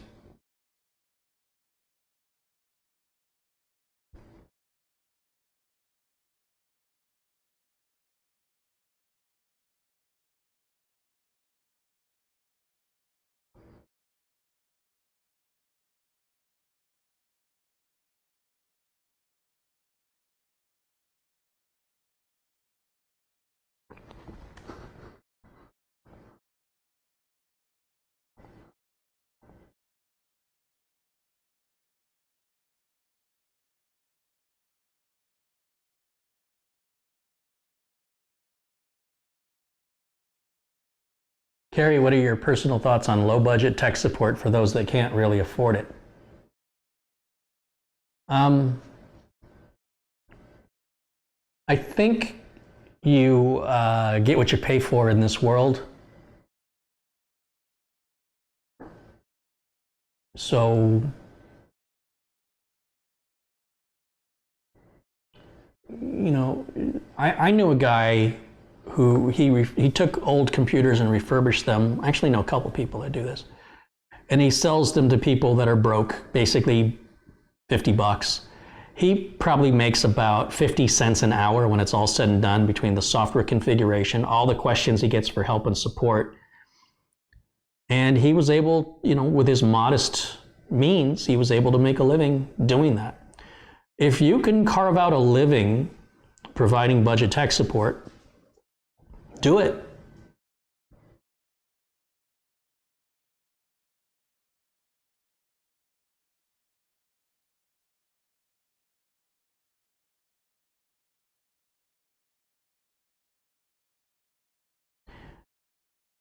Flint says, I find you easy to learn from and very good with explaining and visual assist. Thank you, that's my goal. I try to make videos that I could understand. And I'm a pretty slow learner, honestly. I really don't do well reading books. And when I wrote this book, I wrote it so that my mother could understand it. And every detail, this is what you're gonna see, and when you see this, this is where you're gonna click, and this is how many times you're gonna click, and this is what's gonna happen next. That's the way that book was. It was very tedious to write a book like that. But it has to leave no room for assumption on behalf that, oh, everybody knows you do that. No, absolutely not. Everybody doesn't know anything. You don't know what somebody knows or what they don't know. And they most certainly don't know what they don't know. So all you can do is cover every little detail, every nook, every cranny, and just go, this is the way you do it, detail for detail, click for click, screen for screen. And if you're not seeing the picture in the book, if it looks different than yours, you did it wrong, go back, do it again.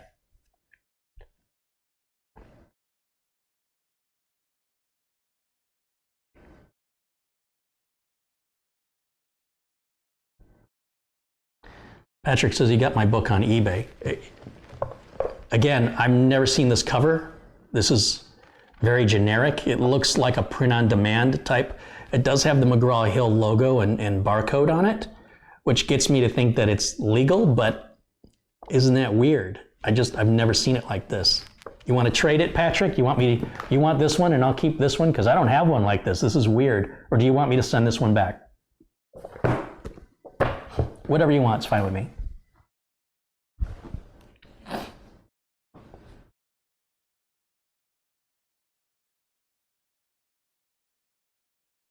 Gigazoid Tech says he's a father now. Well, happy Father's Day. Go take care of your kid so he doesn't rob me when I'm older. When he's older.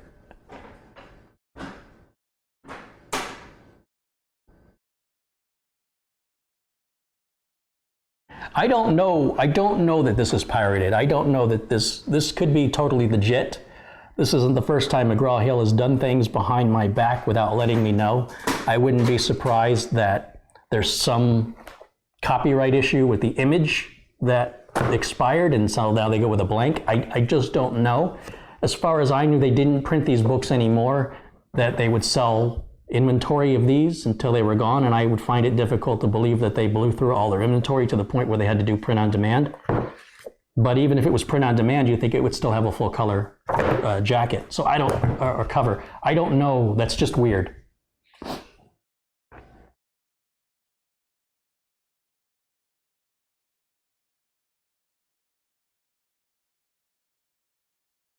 He's got 2 kids, 2 boys I took over the payments for. Oh, maybe you got into someone else's kids that you've adopted, is that it? Or you got into a relationship, or are they biologically? It's not my business, I'm just curious.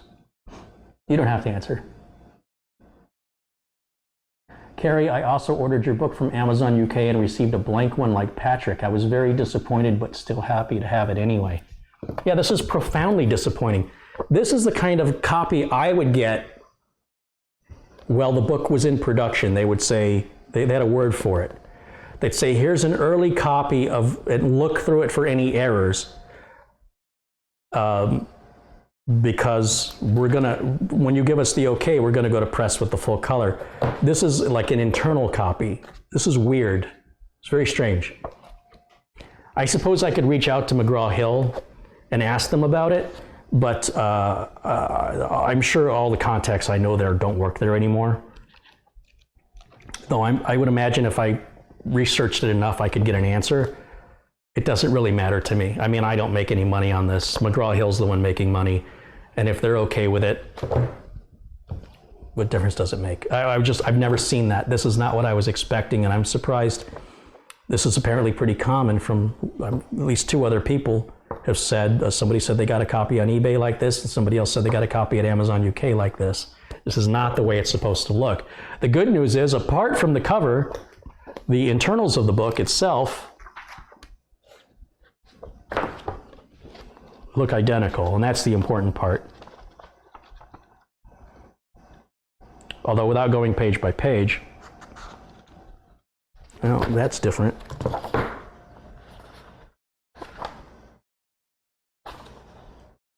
They've got international contact information and sound off and sneak peek on the back of this one.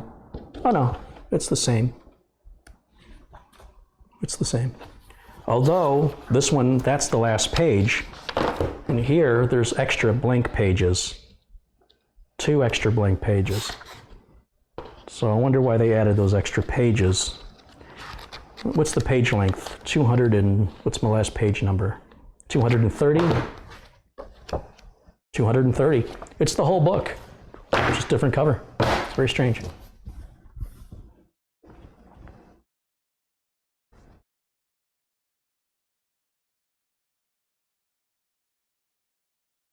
Oh, Ben says he's got the right one. All right, so just one other person has the white cover.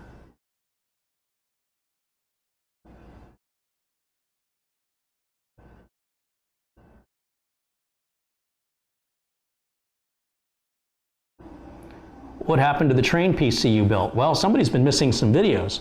There's a video where I compare the train case to the N case M1, and I take the parts out of the train case and move them into the M1. That's a whole build. And the train case sits empty in my bedroom till I decide what I'm going to do with it.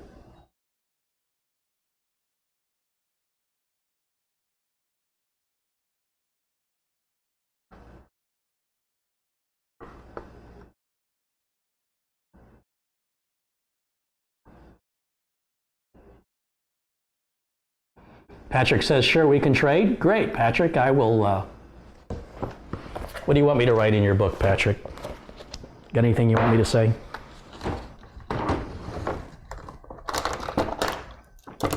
I keep all my tools in this drawer, and this drawer keeps breaking, and it looks like it just broke again. I'm having a hard time getting it to slide in and out. It's too much weight for the rails, and the screws are pretty shallow, so there's another project for me to fix. One thing after the other. Please keep the case badge. I'll order another case badge. No, I'm going to send you your case badge back, or did you stick it to the book? Oh, you actually stuck it to the book. I thought, okay, yeah, I may not be able to get that off. I'll replace you don't have to buy another case badge, Patrick. You've been very generous and very thoughtful. I am more than happy to send you a replacement case badge. Very thoughtful.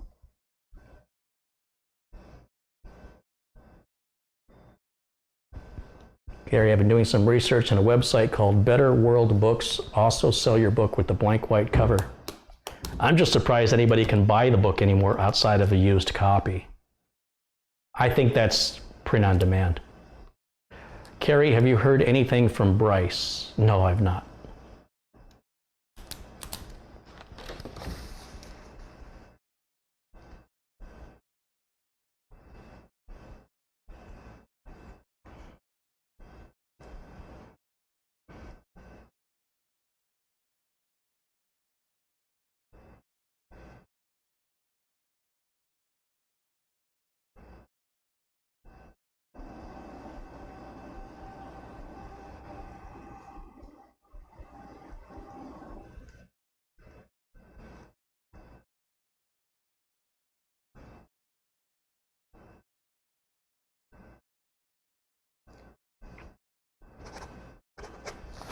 All right, it is signed, and I won't show you what it says. You'll have to wait.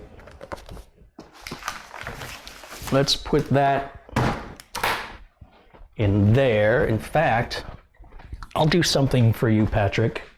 Since you've done something for me very unique, I will do something for you equally unique in these drawers, somewhere in these drawers. I've never done this. I'm gonna make an exception for you. There's that. Here's this. And let's get one of these right in here. Okay, here's what I'm gonna do, Patrick. Just to, put actions to words, I'm gonna give you a new case badge. I'm gonna give you, I only have 2 of these left, so I'm gonna give you one of the 2 I have left. That's a badge for Tech Vets, which we did a long, long time ago during our meetup. And then the thing I'm going to do different for you, and I have a policy that the people who order computers from me are the only ones who get this one. But I will send you this one, and it just says handcrafted by Carey Holzman. So I'm going to send you those 3. And now what I'm going to do is I'm going to put them here in your book. And I'm going to put that in the envelope. And then I'm going to put that out in the mail to you so you won't have to wait very long to get it. I'm going to take a quick intermission. I will be back after a little bit, so stay tuned, sit tight. I hope you stick around. I'll be back shortly.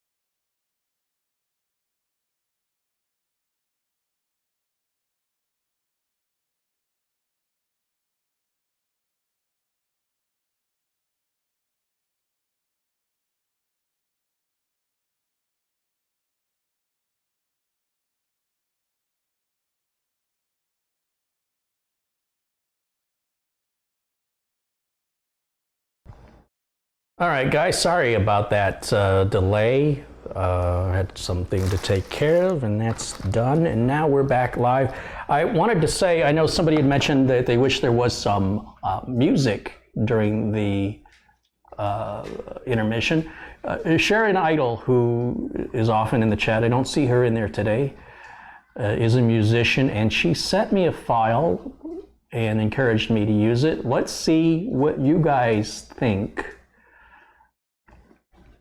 See if you like it or not. Let me get the file loaded up here.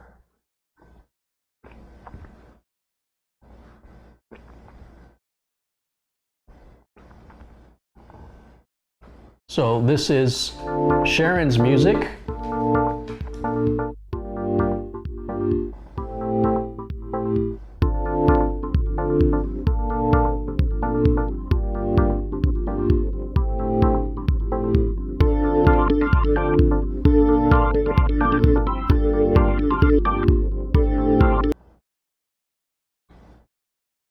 Hold on, my bad. Let me start it. I can't hear it. I wasn't able to tell if it was playing. So let me try this one more time.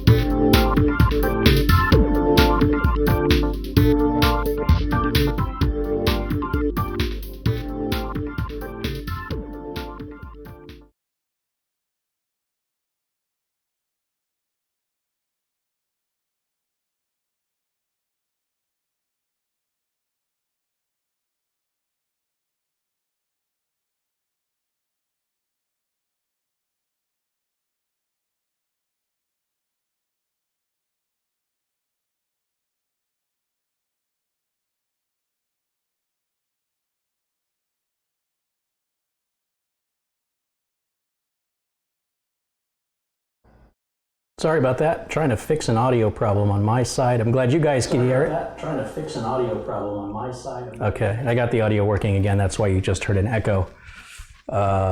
Windows 10 makes it real easy to select from different multiple audio inputs and outputs, and because I have a sound card and because I'm plugged into HDMI, HDMI has its own sound. So the reason I wasn't hearing anything is it was going out of my sound card instead of going through my HDMI, so I could use the remote to turn the volume up on the monitor. So that music is by a viewer named Sharon Idle. She has her own music available online. And yeah, seems like you guys like it. It's pretty cool. My thanks for Sharon sending her creations to us so we can share them with you guys. And I'm sure Sharon has much more music as well. So again, thank you to Sharon. Wish she was in the chat right now, but hopefully she'll catch this after it airs.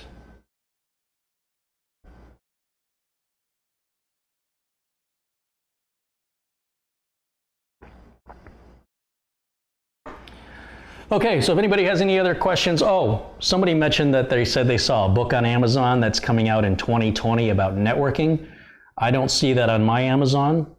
I did do a book on networking.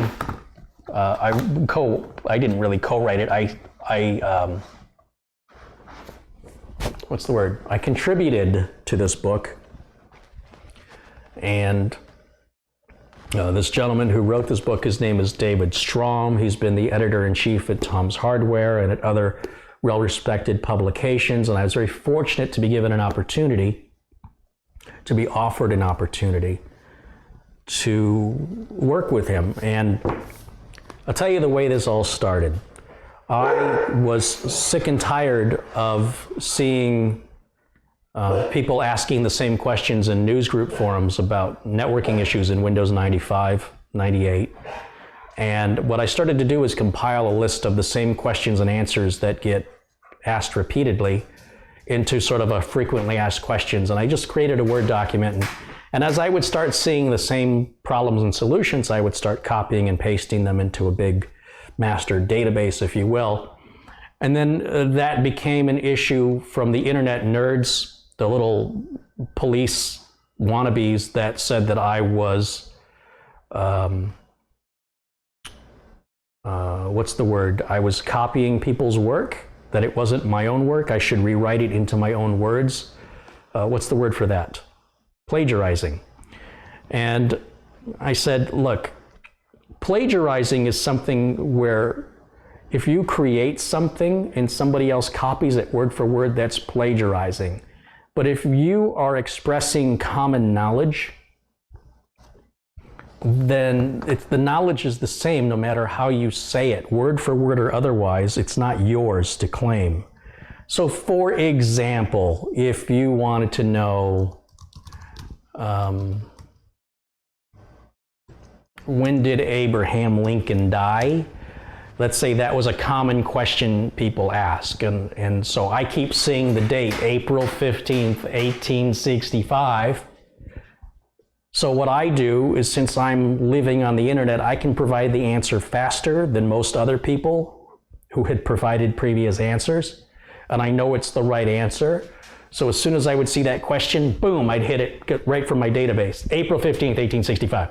You say, hey, you need to put that in your own words, you're plagiarizing. No, I'm not plagiarizing, that's common information. You cannot plagiarize common information. So this became a huge blowout. Anyway, this database got big. This document with questions and answers first started with the real simple common things.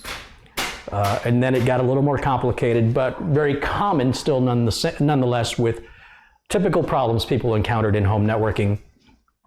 David Strom stumbled upon this article while he was researching and writing for his book. He reached out to me and said, hey, here's who I am.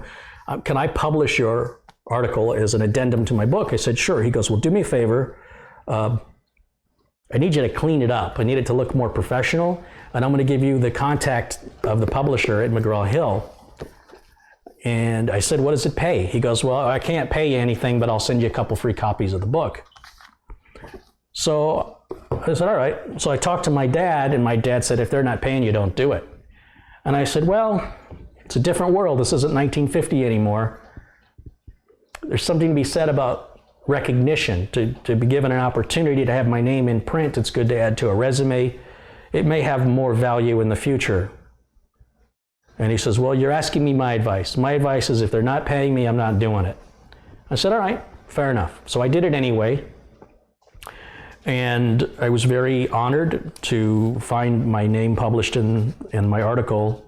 The very first appendix in the back of the book is fixing network problems, and it's essentially my database that I assembled. And I worked with the publisher, with the editor, and we put it together so it was a nice format, and double-checked anything that was rewritten for proper English usage didn't lose the meaning of what was being communicated, because that often happens where an editor says, you should phrase it this way, and then I would come back and say, yeah, but it's open for interpretation that way, and while it looks prettier on the page, I'm not writing for a Pulitzer Prize. I'm writing to communicate information in a clear and concise manner. So we went back and forth with that, and afterwards they said, would you be interested in writing a book for us? That led to my writing the other book I showed earlier. So without doing this for free, I wouldn't have had the opportunity to write the other book that I got paid for. So I was right, my dad was wrong. Times change. And for whatever reason, people in my family write books. My brother wrote this book called How the NHL Conquered Hockey. It's called Deceptions and Double Cross, and it deals with a lot of the politics and the backroom deals that happened to create the National Hockey League. And he did a lot of research on this. He's always been a hockey and a baseball fanatic. Me, not so much. And I think it's just sort of ingrained in the way we were raised that we're truth seekers. We don't, even if the truth hurts us, even if the truth makes us look bad, we were raised that the truth was what should always be exposed regardless. And that seems to run deep with my sister, myself, and my brother. And so this is my brother's book. If you're interested in hockey and the history of hockey, there's some information in here that isn't commonly known, and it's all backed up with evidence. And he published about the same time I published. He was also published in the New York Times. I was also published in the New York Times. You'd think it was very competitive between the two of us, but it's purely coincidental, completely different subject matter. And it was just the timing. The timing for everything was just right there. He has not written another book since, and I have not written another book since, but they were released practically months apart. Completely different publishers. He didn't work with me on mine. I didn't work with him on his. It's purely all coincidental, but it just goes to show that there's some things in the genes, perhaps, that that show apparent in the family tree.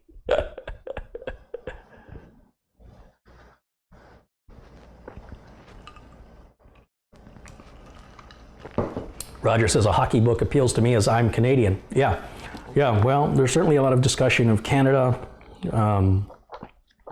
This is a big book. I mean, this is more like a historical reference of, there's page and page and page of source material here in the back. What do you call that? He calls them notes. It's sort of like a bibliography though, right? How many pages is this? I mean, this is all reference. This whole book, this is all reference to what's addressed in 353 pages. Isn't that funny? 353, what is mine? 230? 280, 284. So our books are 70 pages apart in size. It's weird. Completely different subject matter. Mine has a lot more pictures. So here's a close-up if you're interested in that. It's available on Amazon. And unlike my book, this book is not perishable. In other words, the facts contained in this book will always stay true, versus my book is all about windows that aren't supported anymore. And there's not much in my book that will apply to today's technology. So unless you're working on a computer from 1999, this book is probably not going to be useful to you. Probably. Well, I wouldn't say 1999. I think this was published in, actually a little later than that, 2000. I was looking for a copyright date. 2002, maybe? 2001. Yeah, that's close. And then, of course, my friend David there, I'm going to call him a friend. I got to switch over. Sorry, guys, I got to switch my view. Signed it.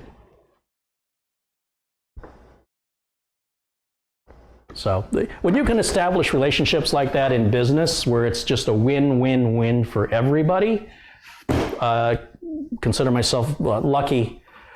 You know, to succeed in the world, you have to have a skill. First of all, you've got to be good at something. But then you have to have a lucky break. So it's no good to have the lucky break if you can't fill that niche when they need it. You've got to be ready so that if and when they come calling, you can hit, take advantage of that, hit that opportunity, take advantage of that opportunity. So it's a combination of two things. One is skill and one is luck. And so for anybody like Bill Gates or Steve Jobs that claims that they got where they are based on skill alone, no. Unfortunately, skill alone is not enough. You have got to have the opportunity. Some people create the opportunity. And that is going to lead me on to this other thing I want to discuss about running a business. All too often, people ask questions about running a computer repair business. Is it feasible? Does it make sense to do it? And the bottom line is, the secret you need to know about being self-employed as to whether or not you will be successful has nothing to do with the line of work. It has nothing to do with what you choose to do. It has to do with sheer will and determination to making it succeed no matter what it is. And if you don't have that within you, then you should not be self-employed in any area of life. You should go work for somebody else. Again, it's not a negative thing or a positive thing. I'm just telling you, you can do anything if you are driven and stubborn and persistent. And I want to remind you, persistence doesn't mean doing the same thing over and over and over. If it doesn't work, persistence means you try it another way, and you try it another way, and you try it another way, and you try it another way, and you try it another way. And I will keep going until my batteries run out. You try it another way. You do not give up. It is persistence. And that is what differentiates many successful people from those unsuccessful. Some people go, this is too much work. I don't have the energy for this. It's not worth it. Then you're not cut out for that kind of work. It's fine. It's nothing to be ashamed of. Just accept that and move on. On the other hand, if you have the personality that you want to make a difference in the world, and you'll be darned if anything's going to get between you and that, you're a good candidate to be self-employed in any line of work at all. People can say there's no need for what was the store I saw? I saw a store that I couldn't believe stayed in business. Well, there's a couple. We've got a store that sells nothing but olive oil. And I don't understand how at $10 a bottle, and every time I go in there, the place is empty. Year after year, that place stays in business. I'm thinking they're selling drugs out of the back room, or it's a front for something, because I can't see how they can pay the rent in this. It's a pretty good-sized building and a good location. And in the meantime, businesses all around them come and go constantly. Like they can't keep a business in business, yet for some reason, the olive oil shop, who rarely has any customers, is somehow able to make ends meet. I have no idea. Maybe there's a rush of customers every time I'm not there, or maybe somebody's buying in bulk. I don't know how that works, but it's apparently working. What did I see? I saw a shop. What were they selling? They were selling or fixing something that, I don't know, it might have been VCR repair. It wasn't VCR repair, but something like that, where you think, how do you stay in business? It was in business. So there's always going to be computers to repair. I mean, there's 300 million new computers sold every year on top of the computers that were sold year after year before. So even if somebody said these things never need to be repaired, they will still be a percentage of those millions that still need to be repaired. How much work do you need? Could you fix all 300 million in your lifetime? Just the computers that were made last year. Could you fix, let's say the number was 270 million, just to give it a low estimate. And no computers were made before and no computers were made after. And let's say 25% of those computers need a repair, an upgrade, or some other assistance for the customer that needs help. So 1/4 of 270 million, I'm going to try and stay conservative on all this. Let's call it 70 million, 70, 140, no, 60, 120. Let's call it 60 million computers. 60 million is 25%. It's less than 25%. How many years would it take you just to sit down and sit at the keyboard of 60 million computers? Forget doing any work. Just sit in front of it, plug it in, turn it on, sit at the keyboard. How many years would it take you to touch all 60 million of them? There's more than a lifetime of work. So if you're determined and persistent, stubborn, and you're willing to keep trying different things until you find what works, you will probably succeed at whatever you do. If you're somebody who is aimless, you don't really have much faith in yourself or any skills or knowledge or experience, you can continue to work at jobs where you get hired, be told what to do, get paid a specific salary, and you can, in Arizona, you can be let go at any time for any reason, because it's a right to work state, putting your entire faith and quality of life on helping somebody else get richer. Nothing wrong with that. If that's good with you, it's good with me. So, you've got to be fortunate that if you enjoy something and an opportunity comes around to, like, I'm not an author. I didn't go to school to become an author. English was the most difficult subject, maybe next to history or social studies, for me in high school. I'm a math guy. I'm a science guy, not an English or history or social sciences guy. This is my worst topic. But they have editors to fix all that. All you have to do is convey your knowledge. The editors will fix the writing, and you're an author. But you've got to have the knowledge to be able to share it, and at least to share it in any meaningful way. I was very insulted when Newegg presented me a script for a video that was clearly ripped from Wikipedia.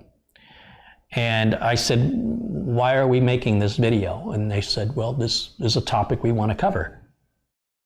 Okay, but it looks like you lifted this from Wikipedia. And they got really offended in me and said, I put that in my own words, it's not plagiarized. I go, yeah, but as an experienced technician, what I am reading comes across that it was written by somebody who copied it. It doesn't appear to come across from somebody who experienced it. It doesn't appear to be coming from experience. It's really generic and vague. And by the way, why wouldn't your viewer just go to Wikipedia and read the darn wiki page? Why should you go read it, reinterpret it, and make a video on it? Why can't we do something different? And that was the beginning of what ultimately became the end with me and Newegg, in that we could not agree.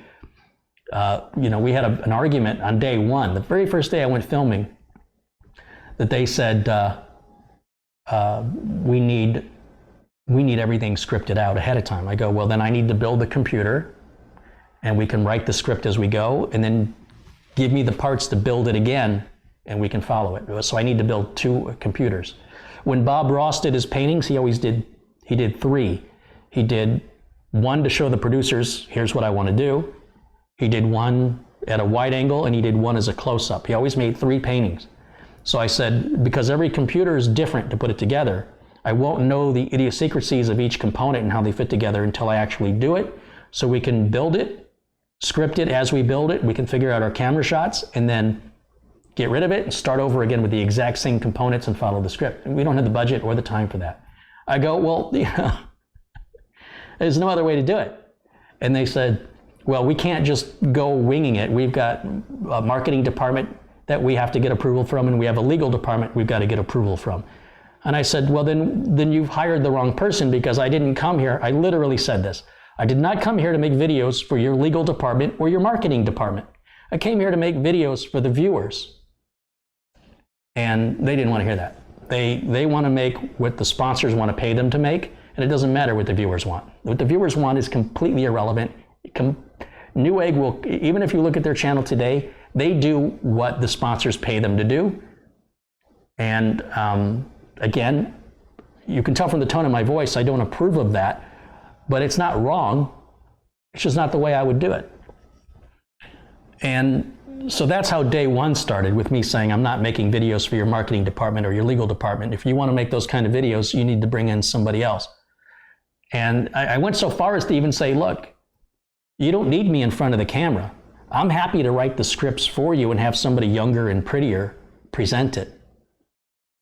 You know, I don't have to be the center of attention here. What's important to me is the content. The impression that I was left with was the content was irrelevant. It's important that they release content in a regular interval, but what the content isn't so much important.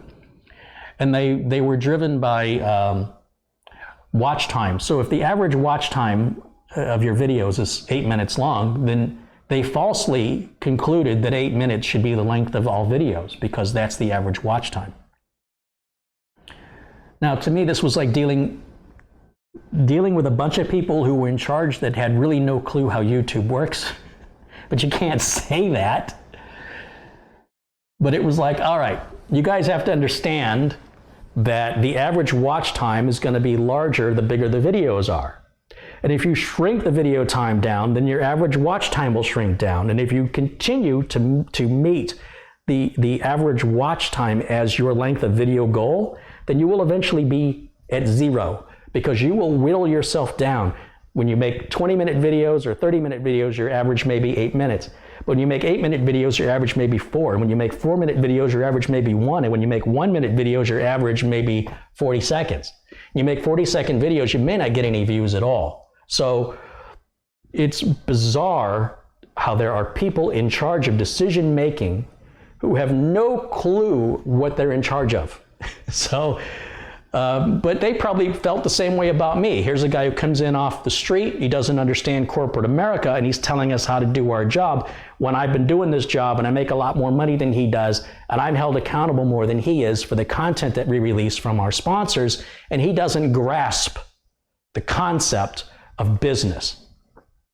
Fair argument. Although they never said it to my face, I would not be surprised that that's what's going through their mind. We definitely were not on the same page. We were mostly on the same page in the beginning, and as I proved to them what I was saying was right, they took credit for it and continued to insist that I do things differently. So, I mean, look, when things went well, they took credit for it. When things didn't go well, they, I assume, blame me for it. So, that's the problem in corporate America, or in general, and why I have avoided, why I got out of that line of work to work for myself. It is worth it to me to be persistent so I don't have to go back and be in that position. And I will say the Newegg experience was different in that it was temporary, it was part-time, I was a contractor fulfilling a job. So after 2-3 days, I was done for a month or 2 months. I could handle that. But when you're only there for 2 or 3 days, and those 2 or 3 days are all filled with arguing, it's not a pleasant experience. And it's misinterpreted that because I care so much that I want to make the best quality content possible. And their motivations, I don't know what their motivations were, other than appeasing the sponsors and trying to impress the people above them. They didn't care about the viewers at all. So to me, if you take care of the viewers, all these other problems solve themselves. That's not the way they saw it. And so as a result, we started seeing the same manufacturers over and over and over again in Newegg videos. It doesn't take a rocket scientist to see who's paying Newegg, because you will see the same product manufacturers over and over and over again, and other manufacturers are completely ignored because they won't play ball with Newegg. And to me, Newegg should have created the content they wanted to create and sold product as a result, but they had no way to measure the product that was sold, and nor did they seem to care. So it's hard to understand how much money I made for Newegg when Newegg refuses to measure it. And as long as they're going to continue with that, it continues to enable those in charge to BS their way through this illusion of knowing what they're doing, because there's nobody auditing it. So I got frustrated because I knew if they took the time to see how much money the videos I created for them generated in sales, that they would have reevaluated exactly my value to their company. But instead, they were strictly focused on the amount of view time, the average view time, and the number of views. Everybody cares about the number of views. The issue with number of views, though, is that's a number that only gets bigger over time. It'll never get smaller. And so through time, eventually, all videos will get thousands of views, regardless. It's just a matter of time. So when you're talking about how many views it got this week or the first 4 weeks, to me, it's misconstrued. It's misaligned to television, and not surprisingly, the person that was in charge of that was previous television experience. And I think that experience can help you, but you cannot drive YouTube like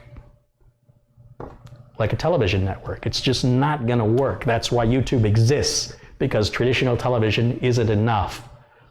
Anyway, no bad feelings at Newegg. It's just a difference of philosophy about why we were there. That's all. I mean, there was a guy who literally said to me, if we do it your way, then why do I have a job? So I don't care why if the reason you're making this video is to give yourself a job, then what does that tell you about your job? It's not needed. Find another job. But I see a lot of people in different industries that justify their jobs. I've seen lawyers where they get asked to look at a contract, highlight certain things on the contract that don't matter, because if they don't do it, if they just give you the contract back and go, it looks good, what do I need you for? So they will find things that are nitpicky just to justify why you hired them to look at it. Very common, very common. It's like, I got to put something in there, they're paying me. I got to do something. Well, no, you don't. You could say, you know what? This looks good, you're fine. God forbid somebody actually did that.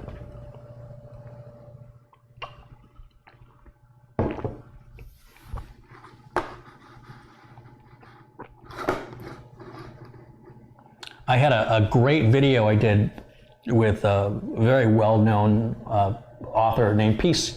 He used to write for PC World magazine. His name is Steve Bass. And he sort of motivated me in how I wrote my book. The style of writing was very conversational rather than articulate to the point of, the best way I can explain it is, Pulitzer Prize type writing. I wanted to write in a conversational style, more relaxed, more informal style, which isn't typically the way McGraw-Hill would write a book. And we had to argue about that a little bit, that I wanted the book to be understood by everybody, not just well-educated people who knew the meanings of these fancy words. And I had Steve bring his home computer into the Newegg studios, and I paid for the parts because Newegg couldn't get me any parts, only what a sponsor would provide.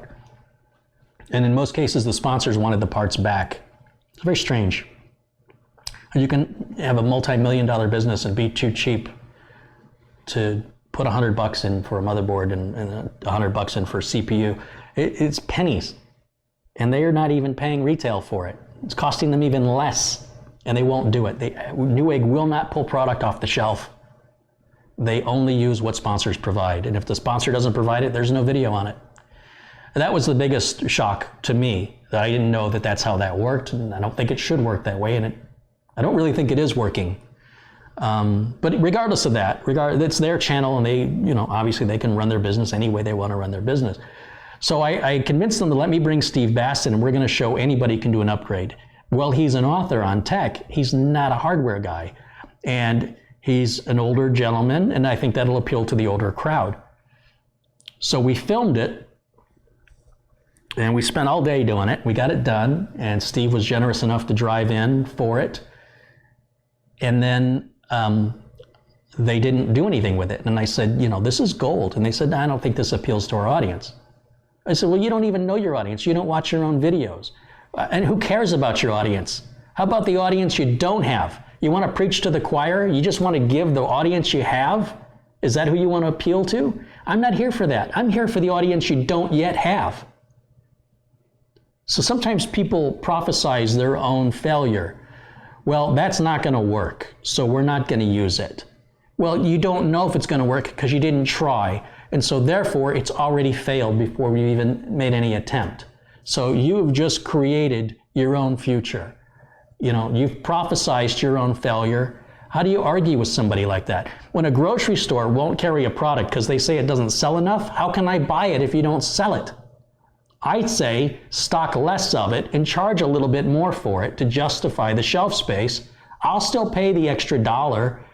If that's the only place I can get that, I'll pay for it. But to say, well, it doesn't move enough, then you've got me eating like a sheep or like cattle. You want to feed us all the same thing. Whatever moves quickly off the shelf, and so every store carries all the same product and there's no variety, and they're just bargaining on price. Why should I shop at this store versus that store when everything they carry is the same? And it's a concept I'm still waiting for somebody to get. A consumer will pay more for a product if that's the only place they can get it. It's not always about price. So I kept bugging them on it, and they said, fine, work with the editor on it and show us what this could be. So I worked with the editor, and we got it down to 30 minutes. I said, boom, there's your video, 30 minutes. And we could probably whittle it down further than that, but that's the gist of it right there. We spent hours whittling that down together over the phone remotely, video editing remotely, and took it from 3 hours down to 30 minutes or 4 hours down to 30 minutes. And that was the last I ever heard of it. And I am so pissed off about it. The least they could have done is given the video back to me and let me publish it, or offer to sell the video to me for their cost of production. So it was binned. As far as I know, it's totally binned. It was a complete waste of time. I mean, Steve got a new computer out of it, and it was a great bonding experience with Steve. Steve's sort of an idol of mine. You know, he taught me in the early days, not personally, but I read his articles and I learned a lot from him, and I really enjoyed his writing style. It was very unique. Nobody else was writing in a conversational tone of technical material, and it was very relatable. So it was a pleasure to work with him. And he's got a new computer out of it. I paid for all the parts. I made this whole thing happen. And he's got a whole audience, a whole generation of people that would have watched that video because they'd say, whatever happened to Steve Bass? Whatever happened to that guy? All those people would come out of the woodwork, or many of them, once they learned that he made this video. And Newegg would have got a bigger audience. They would have a new audience now. They just don't think that way. And nothing I can do can make them think that way. And I've got no power or control over the decisions they make. So you can imagine how frustrated I was, knowing how close I was to the potential that was there and being denied over and over and over again. But that's corporate America. It's very common where people's egos and pride get in the way. You can't have me come in off the street and make you look bad when you're the guy in charge. Why would you shoot yourself in the foot? But at the same time, you could work with me and work together and not as an adversary, and we can mutually find an agreement in the middle where everybody can take credit for the success, or allow me to experiment, give me a little wiggle room to try things you don't normally do and see what works. And that's what's required if you're going to be self-employed. You've got to be very experimental. You've got to be willing to do some things that may cost you some money, but as an investment that'll be returned. And some of those investments, like any investment, there's no guarantee you're going to make a return on that investment. So you've got to accept that and take that risk. With great risk, there is great reward, but also there's great risk. The reason the reward's so great is the failure rate's so high. So you're going to fail, and you're going to fail again, and you're going to fail again, but you have to keep going back and doing it again and again and again. And I fought with Newegg again and again, and I never stopped. I fought for what I felt was right, and I didn't care what your job was and that you were protecting your job. I don't care about your job. If you have to fight to protect your job, you should look for another line of work. That's my attitude. And yeah, it didn't go over real well.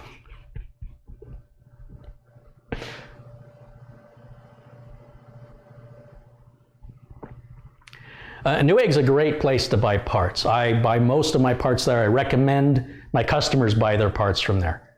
I got no ill will against Newegg, and their customer service has been very good. When it's lapsed and it was brought to their attention, they corrected it every time. The prices are good. The shipping is good. They've had a few mistakes, but everybody's got mistakes. They've handled the mistakes well. They've corrected them. So I continue to give Newegg the primary business. Most of my business for computer parts comes from Newegg. And I'm very disappointed because I thought it was a smaller company and wouldn't have all of the bureaucracy and red tape, but unfortunately it had the same bureaucracy and red tape as Amazon would have. I mean, it's the same complicated nature of people protecting their jobs, protecting their egos, taking credit for when things go right, making other people look bad instead of making themselves look good. They make other people look bad. That's very common in corporate America. Newegg is not alone in that. And not everybody at Newegg was that way, but unfortunately, the people that mattered, the decision makers, they would lie to me. I would get lied to. I'd be told this isn't possible, and I would go over their head, and I'd say, I need you to do this, and they'd say, no problem. And then I would go back to that person that told me it wasn't possible and say, this is what we're doing now. I didn't rub it in their face. I didn't say I told you so. I just said, hey, here's an idea. No, we can't do that. I go over here. Here's an idea. They said, okay, let's do it. I go, hey, did you get the green light on that? And she goes, yeah. No more discussion. We don't talk about it. It's not a matter of pride. It's not me to say I told you so or I'm right and you're wrong. It's not about that. It's about caring and being passionate about the thing I wanted to do, the education I wanted to convey. And if the reasons why they told me no didn't make sense to me, I went over their head. And there were times when I went over their head and they said no, but there were also times when they said yes. When I was told flat out, no, this isn't possible, and I'd go over their head and say, no problem, didn't even question it. That's pretty extreme. So that makes you a bad employee. It really does. A good employee does what you're told. And if you're a bad employee, then you'd be excellent to be self-employed. I guess that's the best way to phrase it.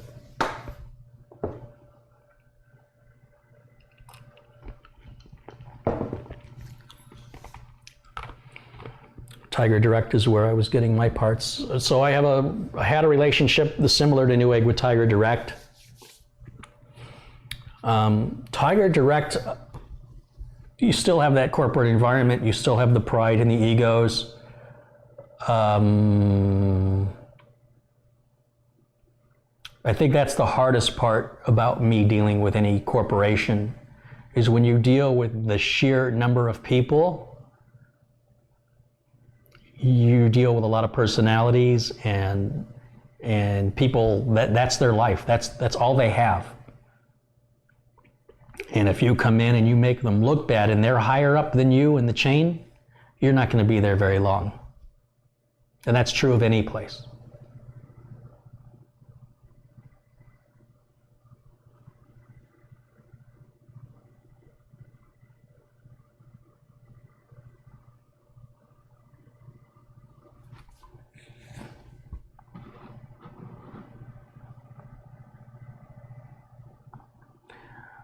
One of the ways Newegg sort of misled me or lied to me was there was a promise that if I made videos for them, there would be a link to my channel in every video we made. But I didn't get it in writing, and then they denied it. After we were making the videos, I said, here, where's my link? Initially it was, oh, we'll look into that. And then it was, we never agreed to that. And then it was never spoken of again. And I thought, well, that's all right. People who find me on Newegg will probably be smart enough to Google my name and they'll find my YouTube channel, because part of the reason I did the Newegg video wasn't just to expand their audience, but to expand my own. So I was willing to take less money in exchange that I would be building my brand awareness of who I am and people would find me. And they backed out on that. So I don't have it in writing. It becomes he said, she said. And all those people I worked with, they're all gone now. Every single one of those employees is gone. So I'm still here.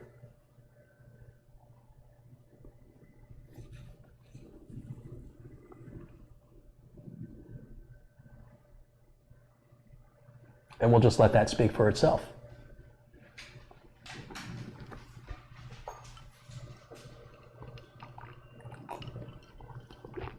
Somebody says Newegg is a stupid name for a company. Newegg is an Asian company, and in the Asian culture, the egg signifies fresh, new, like literally an egg. So what you've got there is a cultural difference between an Asian company and an American company. So what you perceive as a stupid name could also be said that you are culturally ignorant. That said, the opposite argument could be, when you're in America, you should be culturally assimilated into America. Other people would say that's not what America's about. So this can go back and forth and back and forth.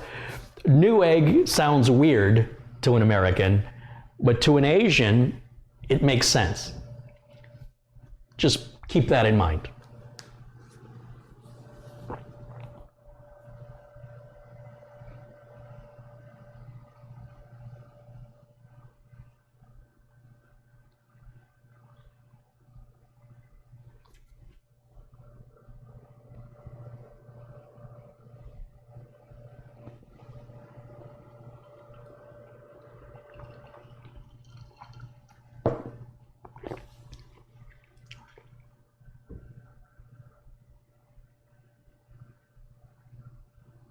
Carey, attached to my letter is an ad. Was the first and last pre-built PC I bought.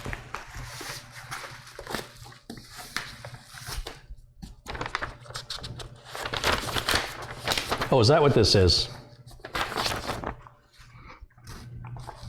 Well, that was a long time ago, 486SX. But it had to be 1991, 92. I don't see a year on here. 25 megahertz, 46SX, 8K internal cache. Well, I hope you overclocked it, because that'd make a difference. 85 megabyte Connor IDE hard drive. I forgot all about that manufacturer. With fast 16 millisecond access time. 4 meg of high-speed SIM memory. 14-inch SVGA color monitor with SVGA video card, a genuine TIAC 1.2 megabyte or 1.44 megabyte floppy drive. Second drive, add $59. MS-DOS 5.0 and Microsoft DOS Shell, a 5 drive bay compact tower case with 200 watt power supply and 5 drive bays. Well, it says 5 drive bays twice. Is that 10? Genuine Focus Enhanced 101 keyboard with tactile click, easily upgradable to Intel 486DX or DX2. Write Micro offers a variety of options and upgrade. I guess that's who makes it, Write Micro. It's priced for today and power for tomorrow. It's a full-featured 486 for less than $1,000. Is it possible? Yes, only from Write Micro. Why settle for a 386 when you can have a true 486 power at the same price? With a powerful Intel 486SX 25 megahertz processor and a full 4 megabytes of RAM, you have plenty of power for Windows and more. This system is equipped, not stripped. Best of all, you can upgrade your system in the future. The 486SS is upgradable to a 486DX2 processor. The system has ample 5 drive bays and 8 expansion slots for future growth. Plus, it's expandable up to 80 megabytes 32 megabytes of memory, and you can even add a second IDE hard drive in the future. And if you want to upgrade now, Right Micro will install the upgrades for you.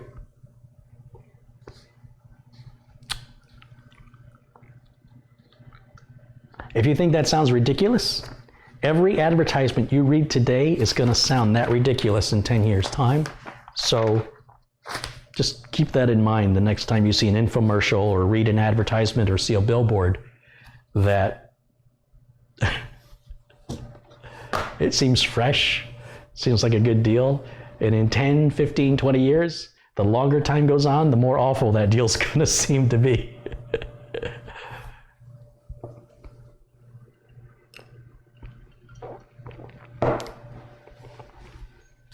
Should I read your letter out loud or no, Patrick? I still haven't read your letter. I don't know what it says. I haven't read it yet. Let me wait for a minute to see if Patrick responds to that. I don't know if I should read it out loud or if I should keep that private. I'm waiting for your response.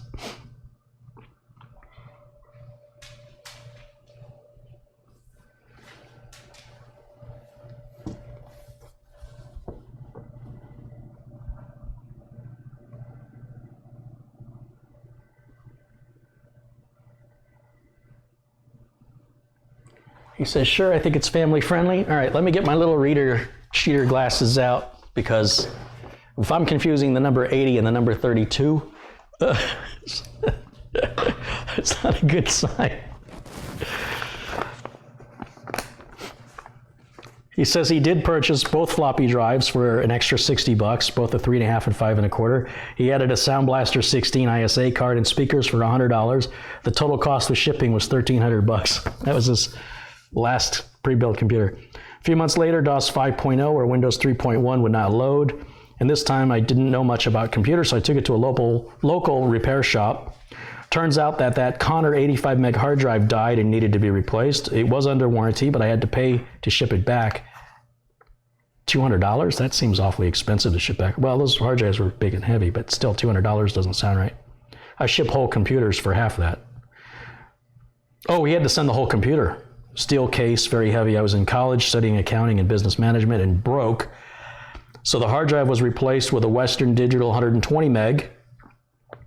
He upgraded the RAM from 4 to 8 meg and did the oscillator trick to turn the 48625 to a 48633 at a total cost of $300. So he got that 8 extra megahertz. Then I became friends with a computer tech in my business college. He hooked me up with a blazing 2400 baud ISA modem so I could get on his BBS. I got some money together, built my first computer, which was a Pentium 2 400 with 16 megs of RAM and a 3DFX Voodoo graphics card, with which he was able to watch cable TV. 56K fax modem transferred my Sound Blaster and floppy drives over into it, along with a 250 meg internal zip drive and a 4X CD burner, and 3 500 megabyte Western Digital hard drives, one for the operating system and programs, and one to save data, and the third one for a ghost image of the drive, of drive 1 and 2. It was in the case, but the plugins in the backup did not restore the best backup solution. But later on, I had drives of backups on my shelf. Friends caused blank CDs at the time was expressive. I'm going to try and translate this.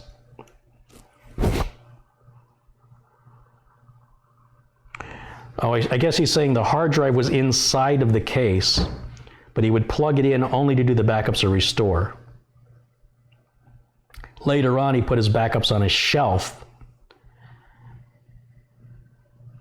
because burning CDs was expensive. I've been building and fixing computers since 1995. If I didn't have fear of driving and having bipolar, ADD, HD, I could have had a successful custom computer repair business, but I did all right for home users and students. But when tablets and smartphones came out, it died. My specialty was refurbishing old computers for low-income users. Like you, Carey, I wasn't in it for the money. It was about giving people getting them a cheap and reliable computer so they can help to better themselves. I only gave a 60 to 90 day warranty on hardware. and labor on the refurbished system. By the way, anything more than 30 days is generous. Most of my business was repeat customers looking to upgrade, and they would bring me the old computer, sometimes as a donation to pass on to another low-income person, or for their kid, family member, or friend trying to keep it out of the landfill. I also worked at a computer recycling business, but I had to leave it because I wanted to take everything home with me, like my coupler modem, like in the movie War Games. Thanks for your videos. I learned after all these years that motherboard standoffs were 5mm. Oh my God. As promised, there's a prepaid UPS envelope to send back your autograph. Also, a few set decorations. If you can't use them, please pass them on to your nephew, your niece, Bryce or Matt. They did a really good job. Or sell it to the fans. I missed your Threadripper donation period, but here's a little something to keep you and your channel going. Thanks again for your videos and your time and sharing your life experiences. You are to computers what Bob Villa is to home repair in this old house. You're a groovy, bad, super dope, fresh, and deaf, yeah, boy. That's from Patrick Rousseau, also known as Crazy Cracker. Well, thank you, Crazy Cracker.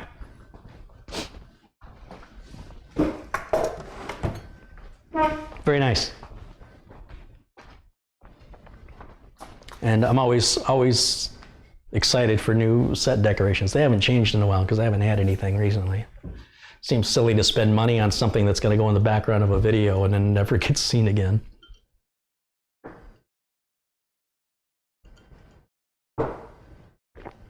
All right, guys, I think we're going to about wrap it up. I think that's going to do it for today. Unless anybody's got any final questions or comments, this will be the time. Speak now or forever hold your peace, whatever that means.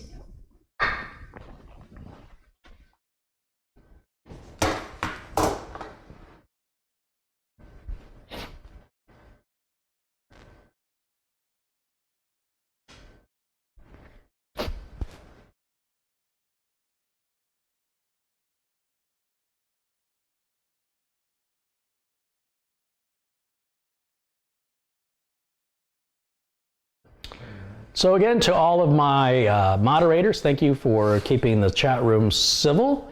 For everybody viewing, thank you for watching. For everybody who's contributed, both by chatting in the chat and by donating, I appreciate that very much. And who am I forgetting to thank? Oh, of course, Patrick Rousseau. Thank you for the toys. It's very thoughtful. I really appreciate that. Of course, to my sister for the food from the UK. And I think that covers it for the thanks. So that's going to wrap it up for today's stream. I hope to see you guys again soon. I'm hoping to get this figured out. Whatever's going on here, it's keeping me off camera. And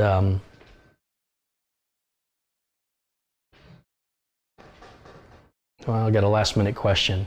Have you had any customers who ever say their PCs that have Windows 10 don't seem to be stable like Windows 7?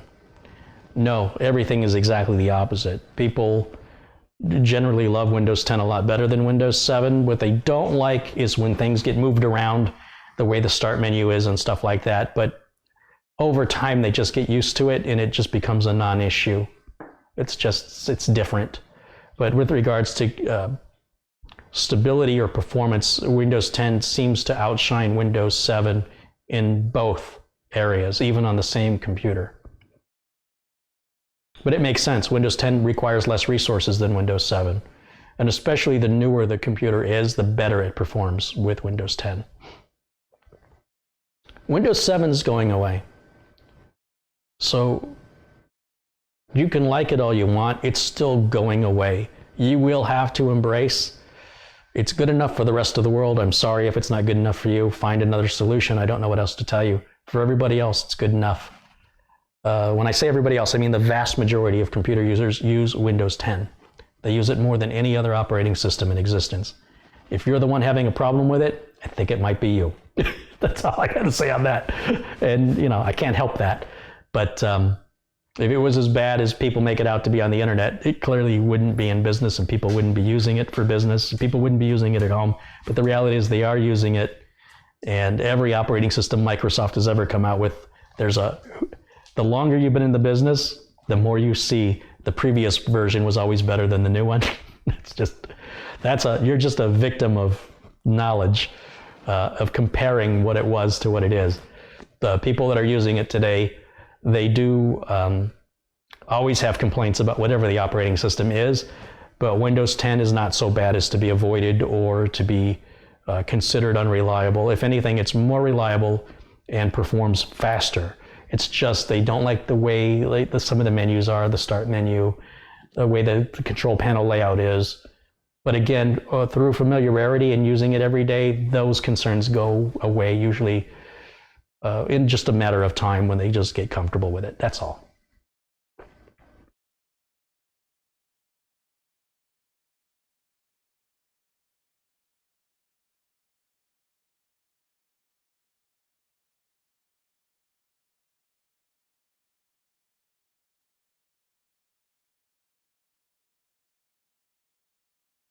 Okay, so that's going to wrap it up. Thanks again, everybody, and I will see you all again very soon. Until then, bye for now.